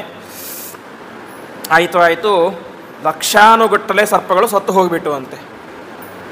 ಅವೆಲ್ಲ ಯಾವುವು ಸರ್ಪಗಳು ಅಂತ ಹೇಳಿದರೆ, ಹಿಂದೆ ಕೇಳಿದಂತೆ ಆ ಕದ್ರು ಮಾತೆ ಯಾವ ಸರ್ಪಗಳಿಗೆ ಶಾಪವನ್ನು ಕೊಟ್ಟಿದ್ದಳೋ ಆ ಎಲ್ಲ ಸರ್ಪಗಳು ಕೂಡ ಈ ಜನಮೇಜಯನ ಸರ್ಪಯಾಗದಲ್ಲಿ ಬಿಟ್ಟು ಬೂದಿಯಾಗಿ ಹೋಯಿತು. ಇಷ್ಟೆಲ್ಲ ಆಯಿತು. ಕೊನೆಗೆ ಆ ನಾಗರಾಜನಾದಂತಹ ವಾಸುಕಿ ಅವನಿಗೆ ಹೆದರಿಕೆ ಪ್ರಾರಂಭ ಆಗುತ್ತೆ. ಈ ಜನಮೇಜಯ ಯಾಕೋ ಸರ್ಪಯಾಗ ನಿಲ್ಲಿಸೋ ಥರ ಲಕ್ಷಣ ಕಾಣಿಸ್ತಾ ಇಲ್ಲ. ಹಾಗಾಗಿ ತಕ್ಷಣವೇ ಅವನೇನು ಮಾಡ್ತಾನೆ, ತನ್ನ ತಂಗಿಯ ಮಗ ಜರತ್ಕಾರು ಅವನ ಹತ್ತಿರ ಹೋಗ್ತಾನೆ. ಅವನ ಹತ್ತಿರ ಹೋಗಿ ಹೇಳ್ತಾನೆ, ನೀನು ಹುಟ್ಟಿರೋದಕ್ಕೆ ಸಾರ್ಥಕ್ಯ ಯಾವಾಗ ಅಂತ ಹೇಳಿದ್ರೆ ಸರ್ಪಯಾಗ ನಿಲ್ಲಿಸಿದಾಗ ಮಾತ್ರ ನಿನಗೆ ಸಾರ್ಥಕ್ಯ. ಯಾಕೆಂದರೆ ನೀನು ಹುಟ್ಟಿರೋದೇನೆ ಎದಕ್ಕೋಸ್ಕರ, ಸರ್ಪಯಾಗ ನಿಲ್ಲಿಸಲಿಕ್ಕೋಸ್ಕರ ಅಂತ. ಹಾಗಾಗಿ ನೀನು ತಕ್ಷಣವೇ ಹೋಗಿ ಜನಮೇಜಯ ಮಾಡ್ತಾ ಇರುವಂತಹ ಸರ್ಪಯಾಗವನ್ನು ನಿಲ್ಲಿಸುವಂತೆ ಎಂಬುದಾಗಿ ಹೇಳ್ತಾನೆ. ಆವಾಗ ಆಸ್ತಿಕ ನೇರವಾಗಿ ಯಜ್ಞೆಯಾಗುವಂತಹ ಸ್ಥಳಕ್ಕೆ ಹೋಗ್ತಾನೆ. ನೋಡಿದಾಗ ಅವನಿಗೆ ತುಂಬ ದುಃಖ ಆಗಿಬಿಡುತ್ತೆ. ಯಾಕೆಂದರೆ ಎಷ್ಟೇ ಇದ್ದರೂ ಕೂಡ ಅವನ ತಾಯಿ ಸರ್ಪಕುಲದವಳು ಜರತ್ಕಾರು, ತನ್ನ ಸೋದರ ಮಾವ ವಾಸುಕಿ ನಾಗರಾಜ, ತಾನು ಹುಟ್ಟಿ ಬೆಳೆದದ್ದೇ ಸರ್ಪ ಲೋಕದಲ್ಲಿ, ಸೋದರ ಮಾವನ ಮನೆಯಲ್ಲಿ. ಅಲ್ಲಿ ಇದ್ದಂತಹ 100 ಸರ್ಪಗಳು ಒಂದಕ್ಕೊಂದು ಕೆಳಗಡೆ ಬೀಳ್ತಾ ಇದ್ದಾವೆ, ಬೂದಿಯಾಗಿ ಹೋಗ್ತಾ ಇವೆ, ಜೋರಾಗಿ ಹಾಹಾಕಾರ. ಇದೆಲ್ಲವನ್ನು ಕೂಡ ನೋಡಿ ತುಂಬ ಬೇಸರ ಆಗುತ್ತೆ. ತಕ್ಷಣದಲ್ಲಿಯೇ ಆಸ್ತಿಕ ಅಲ್ಲಿಗೆ ಬಂದು ಜನಮೇಜನ ಎದುರುಗಡೆ ನಿಲ್ತಾನೆ. ಜನಮೇಜನ ಎದುರಿಗೆ ನಿಂತಾಗ ಜನಮೇಜನಿಗೆ ಒಂದು ಕ್ಷಣ ತುಂಬ ಆಶ್ಚರ್ಯ ಆಗುತ್ತೆ ಅಂತೆ. ನೋಡಲಿಕ್ಕೆ ಸಣ್ಣ ಬಾಲಕ, ಮುಖದಲ್ಲಿ ನೋಡಿದರೆ ಒಳ್ಳೆಯ ಬ್ರಹ್ಮ ತೇಜಸ್ಸು. ಇಲ್ಲಿ ಯಜ್ಞಯಾಗವನ್ನು ಮಾಡಿಸಲಿಕ್ಕೆ ಬಂದಂತಹ ಯಾವ ದೊಡ್ಡ ಋಷಿಗಳಲ್ಲಿಯೂ ಕೂಡ ಏನಿಲ್ಲ, ಇಂತಹ ಬ್ರಹ್ಮ ತೇಜಸ್ಸು ಇಲ್ಲವೇ ಇಲ್ಲ. ಅಷ್ಟು ದೊಡ್ಡ ಬ್ರಹ್ಮ ತೇಜಸ್ಸಿದೆ. ನೀನು ಯಾರು ನೀನು ಎಂಬುದಾಗಿ ಪ್ರಶ್ನೆ ಮಾಡ್ತಾನೆ. ಆವಾಗ ಹೀಗೆ ನಾನು ಆಸ್ತಿಕ ಎಂಬುದಾಗಿ ಎಲ್ಲ ಪರಿಚಯ ಮಾಡಿಸ್ತಾನೆ. ಆವಾಗ ಅವನು ಹೇಳ್ತಾನೆ, ನಿಮ್ಮಂತಹ ದೊಡ್ಡವರು ಬಂದಿದ್ದೀರಾ, ಹಾಗಾಗಿ ನನ್ನ ಯಜ್ಞ ಎಂಬುದು ಪೂರ್ತಿಯಾಗಿದೆ, ನಿಮಗೆ ಭೋಜನವನ್ನು ಹಾಕಿಸ್ತೇನೆ, ನೀವು ದಯವಿಟ್ಟು ಭೋಜನವನ್ನು ಮಾಡಿ ನಿಮಗೇನು ಬೇಕೋ ಕೇಳಿ ಸ್ವೀಕಾರ ಮಾಡಿ ಹೋಗಬೇಕು ಎಂಬುದಾಗಿ ಪ್ರಾರ್ಥನೆ ಮಾಡ್ತಾನೆ ಅಂತೆ. ಆವಾಗ ಸರಿ, ಊಟ ಮಾಡ್ತೇನೆ, ವರ ಆಮೇಲೆ ಕೇಳ್ತೇನೆ ಎಂಬುದಾಗಿ ಹೇಳ್ತಾನೆ. ಪದ್ಮಪುರಾಣದಲ್ಲಿ ಒಂದು ಮಾತು ಬರುತ್ತೆ, ವಿಪ್ರಭೋಜನ ಮಾತ್ರೇಣ ವ್ಯಂಗೋ ಸಾಂಗೋ ಭವೇಧ್ರುವಂ ಅಂತ. ಅಂದರೆ ಇವತ್ತು ನಾವು ಮನೆಯಲ್ಲಿ ಶ್ರಾದ್ದ ಮಾಡಿದಾಗ, ಹೋಮ, ಅವನ ಏನೇ ಮಾಡಲಿ ಕೊನೆಯಲ್ಲಿ ಏನು ಮಾಡ್ತೇವೆ, ಮನೆಗೆ ಬ್ರಾಹ್ಮಣರನ್ನು ಸುವಾಸಿನರನ್ನು ಆಹ್ವಾನ ಮಾಡಿ ಅವರಿಗೆ ಭೋಜನ ಹಾಕಿಸ್ತೇವೆ. ಹಾಕಿಸಲಿಕ್ಕೆ ಪ್ರಧಾನ ಕಾರಣ ಏನು ಅಂತ ಹೇಳಿದ್ರೆ, ಪದ್ಮಪುರಾಣದ ಈ ವಾಕ್ಯದಂತೆ ನಾವಿವತ್ತು ಏನೋ ಒಂದು ಹೋಮವನ್ನು ಮಾಡಿದರೆ ಅದರಲ್ಲಿ 100ಕ್ಕೆ 100% ಏನಿರೋದಿಲ್ಲ, ಮೊದಲನೇದಾಗಿ ಶುದ್ಧತೆ ಇರೋದಿಲ್ಲ.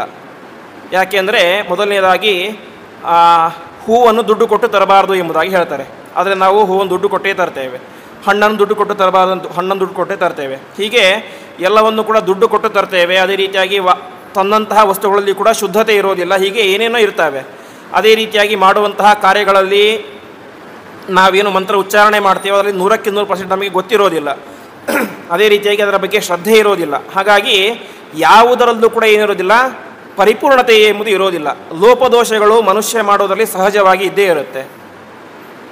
ಹಾಗೆ ನಾವು ಲೋಪದೋಷಗಳಿಂದಾಗಿ ಕೂಡಿ ಯಜ್ಞಯಾಗಾದಿಗಳನ್ನು ಶ್ರಾದ್ದಾದಿಗಳನ್ನು ಮಾಡಿದರೆ ಪೂರ್ಣ ಫಲ ಸಿಗೋದಿಲ್ಲ. ಆ ಪೂರ್ಣ ಫಲ ಯಾವಾಗ ಸಿಗುತ್ತೆ ಅಂತ ಹೇಳಿದರೆ, ಎಲ್ಲವನ್ನೂ ಮಾಡಿದ ನಂತರ ಭಕ್ತಿಯಿಂದಾಗಿ ಮನೆಗೆ ಬಂದಂತಹ ಬ್ರಾಹ್ಮಣರಿಗೆ ಭೋಜನವನ್ನು ಹಾಕಿದರೆ ವ್ಯಂಗೋ ಸಾಂಗೋ ಭವೇದ್ರುವಂ ಅಂತ ಆ ಲೋಪದೋಷಗಳೆಲ್ಲವೂ ಕೂಡ ಪರಿಹಾರ ಆಗುತ್ತೆ ಎಂಬುದಾಗಿ ಇದೇ ವೇದವ್ಯಾಸ ದೇವರು ಪದ್ಮಪುರಾಣದಲ್ಲಿ ಒಂದು ಕಡೆ ಹೇಳ್ತಾರೆ.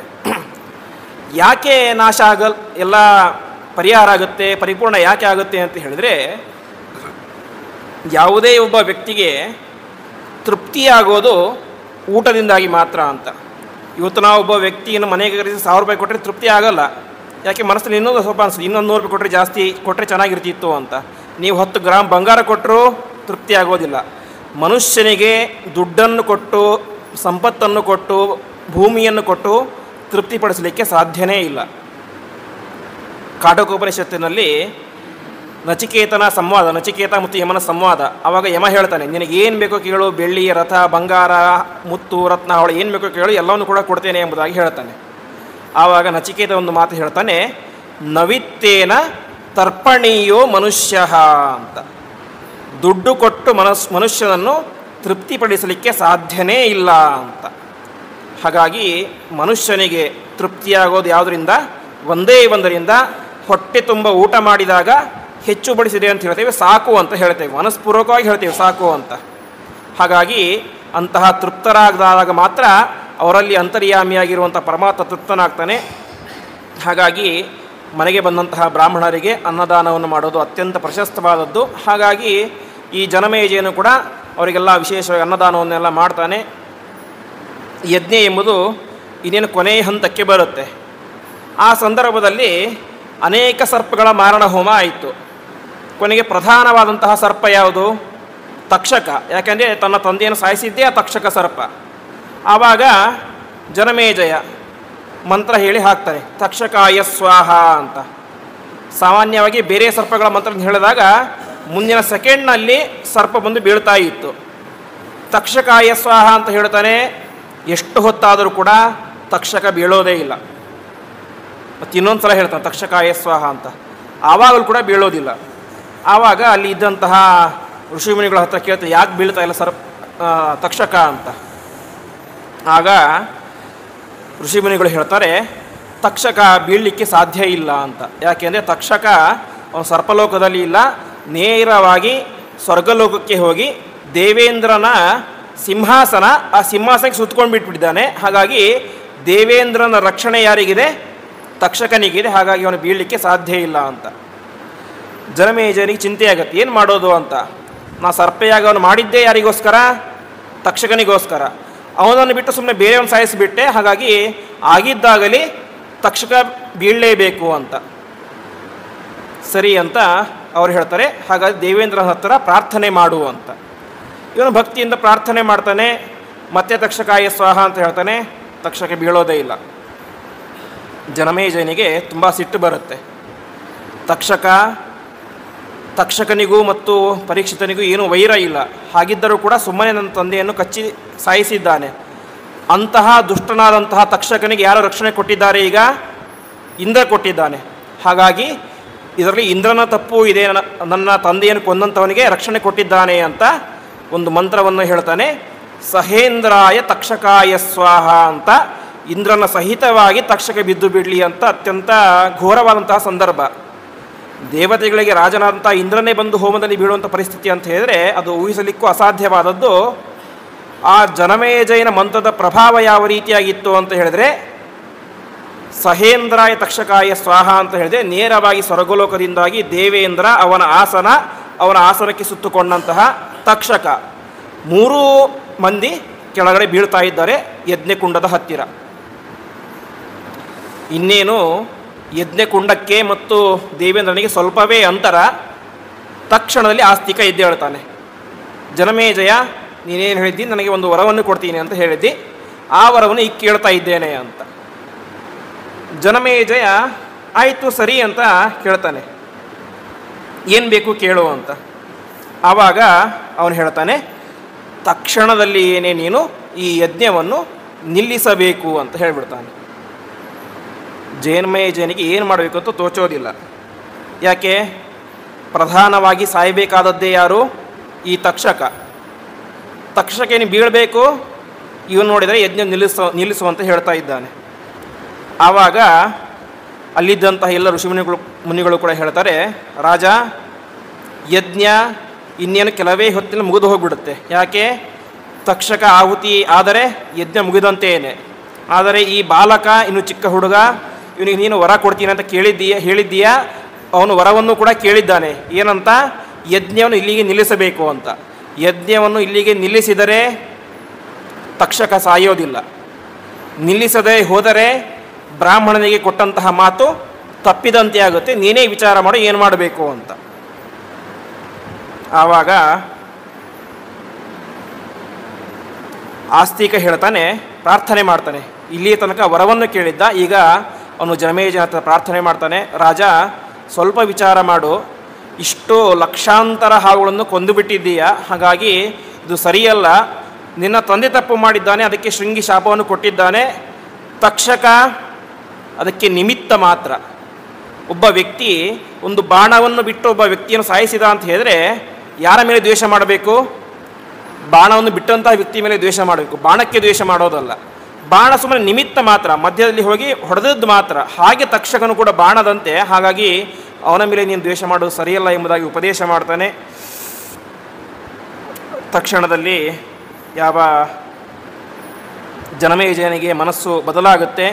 ನಾನು ಮಾಡುತ್ತಿರುವಂತಹ ಕಾರ್ಯ ಪರಮಾತ್ಮನ ಮನಸ್ಸಿಗೆ ಬಂದಿಲ್ಲ ಅಂತ ಕಾಣಿಸುತ್ತೆ. ಹಾಗಾಗಿಯೇ ಪರಮಾತ್ಮನೇನೆ ಈ ಆಸ್ತಿಕನನ್ನು ಕಳಿಸಿ ಯಜ್ಞವನ್ನು ನಿಲ್ಲಿಸಿದ್ದಾನೆ ಎಂಬುದಾಗಿ ಗೊತ್ತಾಗುತ್ತೆ. ತಕ್ಷಣದಲ್ಲಿ ಆಸ್ತಿಕನು ಕೂಡ ಅವನಿಗೆ ವಿಶೇಷ ಉಪದೇಶವನ್ನು ಮಾಡ್ತಾನೆ. ಆವಾಗ ತಕ್ಷಕ ಆ ಯಜ್ಞಕುಂಡದಿಂದಾಗಿ ಪಕ್ಕದಲ್ಲಿ ಬರ್ತಾನೆ. ತಕ್ಷಕ ಬದುಕಿ ಉಳಿತಾನೆ. ಆದರೆ ಆ ತಕ್ಷಕನಿಂದಾಗಿ ಏನಾಯಿತು? ಲಕ್ಷಾಂತರ ಸರ್ಪಗಳ ಮಾರಣ ಹೋಮ ಆಯಿತು.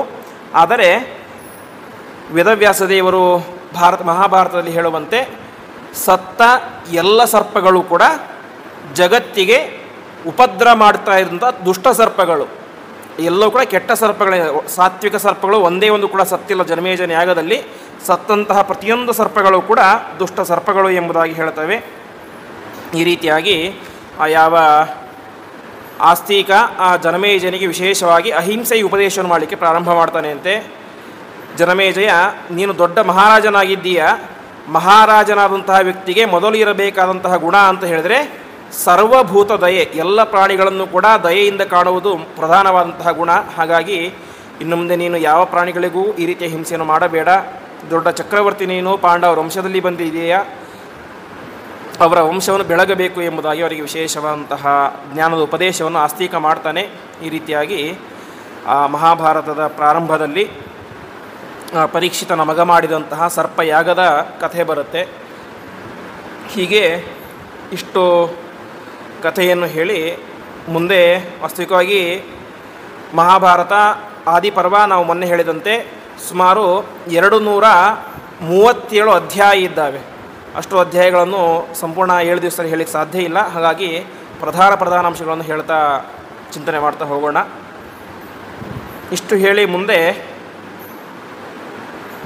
ಮಹಾಭಾರತ ಯಯಾತಿ ಮತ್ತು ದೇವಯಾನಿಯ ಕಥೆಯನ್ನು ಹೇಳಲಿಕ್ಕೆ ಪ್ರಾರಂಭ ಆಗುತ್ತೆ. ದೇವಯಾನಿ ಮತ್ತು ಶರ್ಮಿಷ್ಠೆ ಅಂತ ಇವರಿಬ್ಬರು ಕೂಡ ಗೆಳತಿಯರು. ಯಾರು ಅಂತ ಹೇಳಿದರೆ ಶುಕ್ರಾಚಾರ್ಯರು ದೈತ್ಯರ ಗುರುಗಳು. ಬೃಹಸ್ಪತ್ಯಾಚಾರ್ಯರು ದೇವಗುರುಗಳು, ಶುಕ್ರಾಚಾರ್ಯರು ದೈತ್ಯರ ಗುರುಗಳು. ಉಶನಾ ಭಾರ್ಗವ ಕವಿ ಎಂಬುದಾಗಿ ಹೇಳುವಂತೆ ಶುಕ್ರಾಚಾರ್ಯರು ಒಂದು ಹಂತದಲ್ಲಿ ಬೃಹಸ್ಪತ್ಯಾಚಾರ್ಯರನ್ನು ಕೂಡ ಮೀರಿಸುವಷ್ಟು ದೊಡ್ಡ ಜ್ಞಾನಿಯಾಗಿದ್ದರು. ಅಷ್ಟು ದೊಡ್ಡ ಜ್ಞಾನಿಯಾದಂತಹ ಶುಕ್ರಾಚಾರ್ಯರಿಗೆ ಇದ್ದಂತಹ ಒಬ್ಬಳೆಯ ಮಗಳು ದೇವಯಾನಿ ಅಂತ. ಅದೇ ರೀತಿಯಾಗಿ ಶರ್ಮಿಷ್ಠೆ, ಅವಳು ವೃಷಪರ್ವ ಎಂಬಂತಹ ರಾಜನ ಮಗಳು. ಆ ವೃಷಪರ್ವ ರಾಜ ದೈತ್ಯ ರಾಜ. ಆ ದೈತ್ಯ ರಾಜನಿಗೆ ದೈತ್ಯ ಗುರುಗಳು ಯಾರು? ಈ ಶುಕ್ರಾಚಾರ್ಯರು. ಗುರುಗಳ ಮಗಳು ಮತ್ತು ರಾಜನ ಮಗಳು ಇಬ್ಬರು ಒಂದೇ ವಯಸ್ಸಿನವರು, ದೇವಯಾನಿ ಮತ್ತು ಶರ್ಮಿಷ್ಠೆ. ಒಬ್ಬರೇ ಚೆನ್ನಾಗಿ ಒಬ್ಬರಿಗೊಬ್ಬರು ಸ್ನೇಹಿತೆಯಾಗಿದ್ದರು, ಆಟ ಆಡ್ತಾ ಇದ್ದು, ಎಲ್ಲವೂ ಕೂಡ ಒಟ್ಟಿಗೆ ಬೆಳೆದಿದ್ದರು. ಒಂದು ಸಂದರ್ಭದಲ್ಲಿ ಇಬ್ಬರೂ ಕೂಡ ತಮ್ಮ ಸ್ನೇಹಿತರ ಜೊತೆಗೆ ಆಟ ಆಡಲಿಕ್ಕೆ ಅಂತ ಕಾಡಿಗೆ ಹೋಗಿರ್ತಾರೆ. ಕಾಡಿನಲ್ಲಿ ಸ್ನಾನ ಮಾಡ್ತಾರೆ. ಸ್ನಾನ ಮಾಡಿ ಮೇಲೆ ಬರ್ತಾರೆ. ಮೇಲೆ ಬಂದಾಗ ಏನಾಗಿರುತ್ತೆ, ಈ ದೇವಯಾನಿ ಮತ್ತು ಶರ್ಮಿಷ್ಠೆಯ ಬಟ್ಟೆ ಸ್ವಲ್ಪ ಒಂದೇ ರೀತಿ ಇರುತ್ತೆ. ಪಾಪ ದೇವಯಾನಿ ಗೊತ್ತಾಗದೇನೆ ಶರ್ಮಿಷ್ಠೆ ಬಟ್ಟೆ ಹಾಕ್ಕೊಂಡು ಬಿಟ್ಟಿರ್ತಾಳೆ. ದೇವಯಾನಿ ಶರ್ಮಿಷ್ಠೆ ಬಂದು ನೋಡ್ತಾಳೆ, ತನ್ನ ಬಟ್ಟೆಯನ್ನು ದೇವಯಾನಿ ಹಾಕ್ಕೊಂಡಿದ್ದಾಳೆ. ಈ ಶರ್ಮಿಷ್ಠೆಗೆ ತುಂಬ ಸಿಟ್ಟು ಬರುತ್ತೆ. ನಾನು ಈ ರಾಜ್ಯದ ರಾಜನ ಮಗಳು, ವೃಷಪರ್ವ ರಾಜನ ಮಗಳು. ನೀವು ನಮ್ಮ ಮನೆಯಲ್ಲಿ ಆ ದಕ್ಷಿಣೆಯ ಕಾಸನ್ನು ಸ್ವೀಕಾರ ಮಾಡುವಂತಹ ಒಬ್ಬ ಬ್ರಾಹ್ಮಣನ ಮಗಳು, ಗುರುವಿನ ಮಗಳು. ನೀನು ನನ್ನ ಬಟ್ಟೆಯನ್ನು ಹಾಕ್ಕೊಂಡಿದ್ದೀರಾ ಅಂತ ಸಿಟ್ಟಿಗೆ ಬಂದು ಅಹಂಕಾರದಿಂದಾಗಿ ಏನು ಮಾಡಿದಳು ಅಂತ ಹೇಳಿದರೆ, ತನ್ನ ಕಾಲಿನಿಂದಾಗಿ ನೇರವಾಗಿ ದೇವಯಾನಿ ಒದ್ದು ಬಿಡ್ತಾಳೆ ಅಂತೆ. ಆ ಒದ್ದಿದ್ದರ ಪರಿಣಾಮವಾಗಿ ದೇವಯಾನಿ ಪಕ್ಕದಲ್ಲಿಯೇ ಇದ್ದಂತಹ ಒಂದು ದೊಡ್ಡ ಬಾವಿಯಲ್ಲಿ ಬಿದ್ದು ಬಿಡ್ತಾಳೆ. ಪಾಳು ಬಾವಿ, ನೀರಿರೋದಿಲ್ಲ. ಇಷ್ಟ ಆಯಿತು, ಶರ್ಮಿಷ್ಠೆ ಕೋಪ ಕಡಿಮೆ ಆಯಿತು, ತಾನು ನೇರವಾಗಿ ಮನೆಗೆ ಹೋಗಿಬಿಡ್ತಾಳೆ. ರಾತ್ರಿ ಆಗುತ್ತೆ, ದೇವಯಾನಿ ಇನ್ನೂ ಕೂಡ ಮನೆಗೆ ಬರಲೇ ಇಲ್ಲ. ಶುಕ್ರಾಚಾರ್ಯಗೆ ಚಿಂತೆ ಆಗುತ್ತೆ, ಎಲ್ಲಿಗೆ ಹೋದ್ಲು ಎಂಬುದಾಗಿ ನೋಡ್ತಾಳೆ. ಆವಾಗ ಅವ್ರಿಗೆ ಗೊತ್ತಾಗೋದಿಲ್ಲ ಎಲ್ಲಿಗೆ ಹೋಗಿದ್ದಾಳೆ ಅಂತ. ಆ ಸಂದರ್ಭದಲ್ಲಿ ಏನಾಗುತ್ತೆ, ಮರುದಿವಸ ಬೆಳಗ್ಗೆ ಯಯಾತಿ ಎಂಬಂತಹ ಒಬ್ಬ ರಾಜ, ಆ ರಾಜ ಕಾಡಿಗೆ ಬೇಟೆಯಾಡಲಿಕ್ಕೆ ಅಂತ ಬಂದಿರ್ತಾನೆ. ಆ ಬಾವಿಯಲ್ಲಿ ದೇವಯಾನಿಯನ್ನು ನೋಡ್ತಾನೆ. ದೇವಯಾನಿಯನ್ನು ನೋಡಿ ರಕ್ಷಣೆ ಮಾಡ್ತಾನೆ. ರಕ್ಷಣೆ ಮಾಡಿದಾಗ ಪರಸ್ಪರ ಇಬ್ಬರಲ್ಲೂ ಕೂಡ ಪ್ರೀತಿ ಉಂಟಾಗುತ್ತೆ. ಪ್ರೀತಿಯಿಂದಾಗಿ ಅವರಿಬ್ಬರು ಕೂಡ ಗಾಂಧರ್ವ ವಿವಾಹ, ಮದುವೆಯನ್ನು ಕೂಡ ಆಗ್ತಾರೆ. ಇಷ್ಟೆಲ್ಲ ಆಯಿತು. ಇಷ್ಟೆಲ್ಲ ಆದ ನಂತರ ಮನೆಗೆ ಬರ್ತಾಳೆ ದೇವಯಾನಿ. ತನ್ನ ತಂದೆಗೆ ಎಲ್ಲ ವಿಚಾರವನ್ನು ಕೂಡ ಹೇಳ್ತಾಳೆ. ಹೀಗೆ ನಿನ್ನ ರಾಜನ ಮಗಳು ಶರ್ಮಿಷ್ಠೆ ನನಗೆ ಈ ರೀತಿಯಾಗಿ ದೊಡ್ಡ ಅವಮಾನವನ್ನು ಮಾಡಿದ್ದಾಳೆ ಅಂತ ಗೊತ್ತಾಗುತ್ತೆ. ಶುಕ್ರಾಚಾರ್ಯರಿಗೆ ಭಯಂಕರ ಸಿಟ್ಟು ಬಂದುಬಿಡುತ್ತೆ. ನಾನು ಹೇಳಿಕೊಟ್ಟಂತಹ ವಿದ್ಯೆಯಿಂದಾಗಿ ಇವತ್ತು ವೃಷಪರ್ವ ಬದುಕಿದ್ದಾನೆ. ನಾನು ಹೇಳಿಕೊಟ್ಟಂತಹ ವಿದ್ಯೆ, ಶಸ್ತ್ರವಿದ್ಯೆ, ಅಸ್ತ್ರವಿದ್ಯೆ, ಇದರಿಂದಾಗಿ ವೃಷಪರ್ವ ಇವತ್ತು ರಾಜ್ಯಭಾರ ಮಾಡ್ತಾ ಇದ್ದಾನೆ. ಅವನ ಮಗಳಿಗೆ ಇಷ್ಟು ಸೊಕ್ಕು ಬಂತ ಎಂಬುದಾಗಿ ತಾವೇನು ಮಾಡ್ತಾರೆ, ನಾನು ಇನ್ನು ಮುಂದೆ ಈ ವೃಷಪರ್ವ ರಾಜನಿಗೆ ಗುರುವಾಗಿ ಇರಲಿಕ್ಕೆ ಸಾಧ್ಯ ಇಲ್ಲ ಎಂಬುದಾಗಿ ಅರಮನೆಯನ್ನು ಬಿಟ್ಟು ಹೊರಗಡೆ ಬಂದುಬಿಡ್ತಾರೆ. ಆಗಿನ ಕಾಲದಲ್ಲಿ ಗುರುಗಳಿಗೆ ಎಷ್ಟು ಮಹತ್ವವನ್ನು ವ್ಯಕ್ತಿಗಳು, ರಾಜರು ಕೊಡ್ತಾ ಇದ್ರು ಅಂತ ಹೇಳಿದರೆ, ವೃಷಪರ್ವ ರಾಜ ತಾನು ದೊಡ್ಡ ಚಕ್ರವರ್ತಿಯಾಗಿದ್ದರೂ ಕೂಡ ನೇರವಾಗಿ ಗುರುಗಳ ಕಾಲಿಗೆ ಹೋಗಿ ಬೀಳ್ತಾನೆ. ಗುರುಗಳೇ, ಏನು ತಪ್ಪಾಗಿದೆ ಹೇಳಿ ಅಂತ. ಶುಕ್ರಾಚಾರ್ಯ ಹೇಳ್ತಾರೆ, ಇಷ್ಟೆಲ್ಲ ಆಗಿದೆ ನೋಡು, ನಿನ್ನ ಮಗಳು ಇಷ್ಟೆಲ್ಲ ತಪ್ಪು ಮಾಡಿದ್ದಾಳೆ, ಹಾಗಾಗಿ ನಾನು ನಿನ್ನ ಅರಮನೆಯನ್ನು ಬಿಟ್ಟು ಹೋಗ್ತಾ ಇದ್ದೇನೆ. ನಾನು ಇನ್ನು ಮುಂದೆ ನಿನಗೆ ಗುರುವಾಗಿರಲಿಕ್ಕೆ ಸಾಧ್ಯವೇ ಇಲ್ಲ ಅಂತ ಹೇಳ್ಬಿಡ್ತಾನೆ. ಆವಾಗ ವೃಷಪರ್ವ ಹೇಳ್ತಾನೆ, ದಯವಿಟ್ಟು ನನ್ನನ್ನು ಕ್ಷಮಿಸಿ, ಪರಿಹಾರ ಏನು ಹೇಳಿ ಅಂತ. ಆವಾಗ ಶುಕ್ರಾಚಾರ್ಯ ಹೇಳ್ತಾರೆ, ನನ್ನನ್ನು ನೀನೇನು ಕೇಳಲಿಕ್ಕೆ ಹೋಗಬೇಡ, ಅನ್ಯಾಯ ಆಗಿದ್ದು ನನ್ನ ಮಗಳಿಗೆ, ಹಾಗಾಗಿ ನೀನು ನೇರವಾಗಿ ನನ್ನ ಮಗಳ ಹತ್ರ ಹೋಗು, ಏನು ಪರಿಹಾರ ಅಂತ ಕೇಳು ಅಂತ. ವೃಷಪರ್ವ ರಾಜ ದೇವಯಾನಿ ಹತ್ರ ಬರ್ತಾನೆ. ಏನಾಯಿತು ಹೇಳು, ನಿನಗೇನು ಬೇಕು ಕೇಳು ಎಂಬುದಾಗಿ ಕೇಳ್ತಾನೆ. ಆವಾಗ ದೇವಯಾನಿ ಹೇಳ್ತಾಳೆ, ನಾನು ಒಬ್ಬ ಹೆಣ್ಣು, ತಂದೆಯ ಮನೆಯಲ್ಲಿ ಇರುವಂಥವಳಲ್ಲ. ನನ್ನ ತಂದೆ ನನಗೆ ಯಾರನ್ನು ಕನ್ಯಾದಾನವನ್ನಾಗಿ ಕೊಡ್ತಾರೋ ಅವರ ಮನೆಗೆ ಹೋಗಿ ಹೆಂಡತಿಯಾಗಿ ಇರುವಂಥವಳು. ಹಾಗಾಗಿ ನಾನು ಯಾರ ಮನೆಗೆ ಹೋಗ್ತೇನೋ, ಎಲ್ಲಿ ಮದುವೆಯಾಗಿ ಎಲ್ಲಿ ಹೋಗ್ತೇನೋ ಅಲ್ಲಿ ನಿನ್ನ ಮಗಳಾದಂತಹ ಶರ್ಮಿಷ್ಠೆ ನನಗೆ ಸೇವಕಿಯಾಗಿ ಇರಬೇಕು. ಒಬ್ಬಳು ಮಾತ್ರ ಅಲ್ಲ, ಅವಳ ಜೊತೆಗೆ 1,000 ಸೇವಕಿಯರು ಮತ್ತು ನಿನ್ನ ಮಗಳು ಶರ್ಮಿಷ್ಠೆ, ಹೀಗೆ 1,001 ಜನ ಸೇವಕಿಯರು ಪ್ರತಿನಿತ್ಯ ನನ್ನ ಸೇವೆಯನ್ನು ಮಾಡ್ತಾ ಇರಬೇಕು ಎಂಬುದಾಗಿ ಒಬ್ಬ ಬ್ರಾಹ್ಮಣನ ಮಗಳಾದಂತಹ, ಗುರುಗಳ ಮಗಳಾದಂತಹ ದೇವಯಾನಿ ಒಬ್ಬ ರಾಜನಾದಂತಹ ವೃಷಪರ್ವ ರಾಜನ ಮಗಳಿಗೆ ಡಿಮ್ಯಾಂಡ್ ಮಾಡ್ತಾಳೆ. ಸಾಮಾನ್ಯ ರಾಜಕುಮಾರಿಯರು ಶ್ರೀಮಂತರ ಮಕ್ಕಳಾಗಿದ್ದರೆ ಹೋದರೆ ಹೋಗಲಿ ಅಂತ ಬಿಟ್ಬಿಡ್ತಾ ಇದ್ದರು. ಆದರೆ ವೃಷಪರ್ವ ರಾಜ ಒಳ್ಳೆಯ ಸಾತ್ವಿಕ ರಾಜ, ದೈತ್ಯನಾಗಿದ್ದರೂ ಕೂಡ ಸಾತ್ವಿಕನಾಗಿದ್ದ.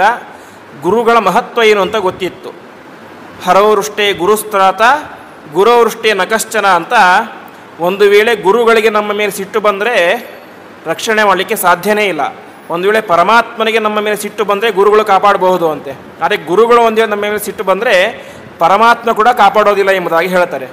ಆ ರೀತಿಯಾಗಿ ಈ ಗುರುಗಳು ನಮ್ಮ ಮೇಲೆ ಸಿಟ್ಟು ಮಾಡಿಕೊಂಡು ರಾಜ್ಯವನ್ನು ಬಿಟ್ಟು ಹೋದರೆ ನಮಗೆ ತುಂಬ ದೊಡ್ಡ ಅನರ್ಥ ಆಗುತ್ತೆ. ಹಾಗಾಗಿ ನನ್ನ ಮಗಳು ತಪ್ಪು ಮಾಡಿದ್ದಾಳೆ, ಹಾಗಾಗಿ ಅದಕ್ಕೆ ತಕ್ಕ ಪ್ರಾಯಶ್ಚಿತ್ತ ಆಗಲೇಬೇಕು ಅಂತ ವೃಷಪರ್ವ ರಾಜನು ಕೂಡ ಹಿಂದು ಮುಂದೆ ಯೋಚನೆ ಮಾಡದಂತೆ ಆಯಿತು ಅಂತ ಹೇಳಿಬಿಡ್ತಾನೆ.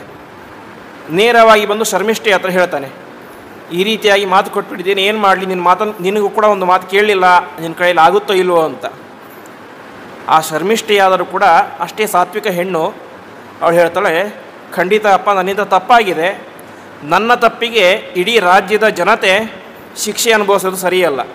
ಹಾಗಾಗಿ ಏನೇ ಆಗಲಿ ನಾನು ಹೋಗಿ ಆ ದೇವಯಾನಿಯ ಸೇವೆಯನ್ನು ಮಾಡ್ತೇನೆ ಎಂಬುದಾಗಿ ಹೇಳ್ತಾಳೆ. ಮುಂದೆ ಆ ದೇವಯಾನಿ ಮತ್ತು ಯಾವ ಯಯಾತಿ ರಾಜನ ಮದುವೆಯಾಗುತ್ತೆ. ಮದುವೆಯಾದ ನಂತರ 1,001 ಸೇವಕಿಯರು, ಶರ್ಮಿಷ್ಠೆ ಮತ್ತು ಅವಳ ಜೊತೆಗೆ 1,000 ಜನ ಸೇವಕಿಯರಾಗಿ ಯಯಾತಿ ರಾಜನ ಅರಮನೆಗೆ ಹೋಗ್ತಾರೆ. ಯಯಾತಿ ಮಹಾರಾಜ, ಮಹಾರಾಣಿ ದೇವಯಾನಿ ಅವರ ಸೇವೆ ಮಾಡಲಿಕ್ಕೆ ರಾಜಕುಮಾರಿಯಾದಂತಹ ಶರ್ಮಿಷ್ಠೆ. ಹೀಗೆ ದಿನಗಳ ಕಳೆಯುತ್ತೆ. ಯಯಾತಿ ಮೊದಲೇ ದೊಡ್ಡ ಮಹಾರಾಜ, ದೇವಯಾನಿ ಎಷ್ಟೇ ಆದರೂ ಕೂಡ ಒಬ್ಬ ಋಷಿಕನ್ಯೆ. ಅವಳ ಸೌಂದರ್ಯಕ್ಕಿಂತ ಶರ್ಮಿಷ್ಠೆಯ ಸೌಂದರ್ಯ, ರಾಜಕುಮಾರಿಯಾದಂಥ ಶರ್ಮಿಷ್ಠೆಯ ಸೌಂದರ್ಯ ಜಾಸ್ತಿ ಇತ್ತು.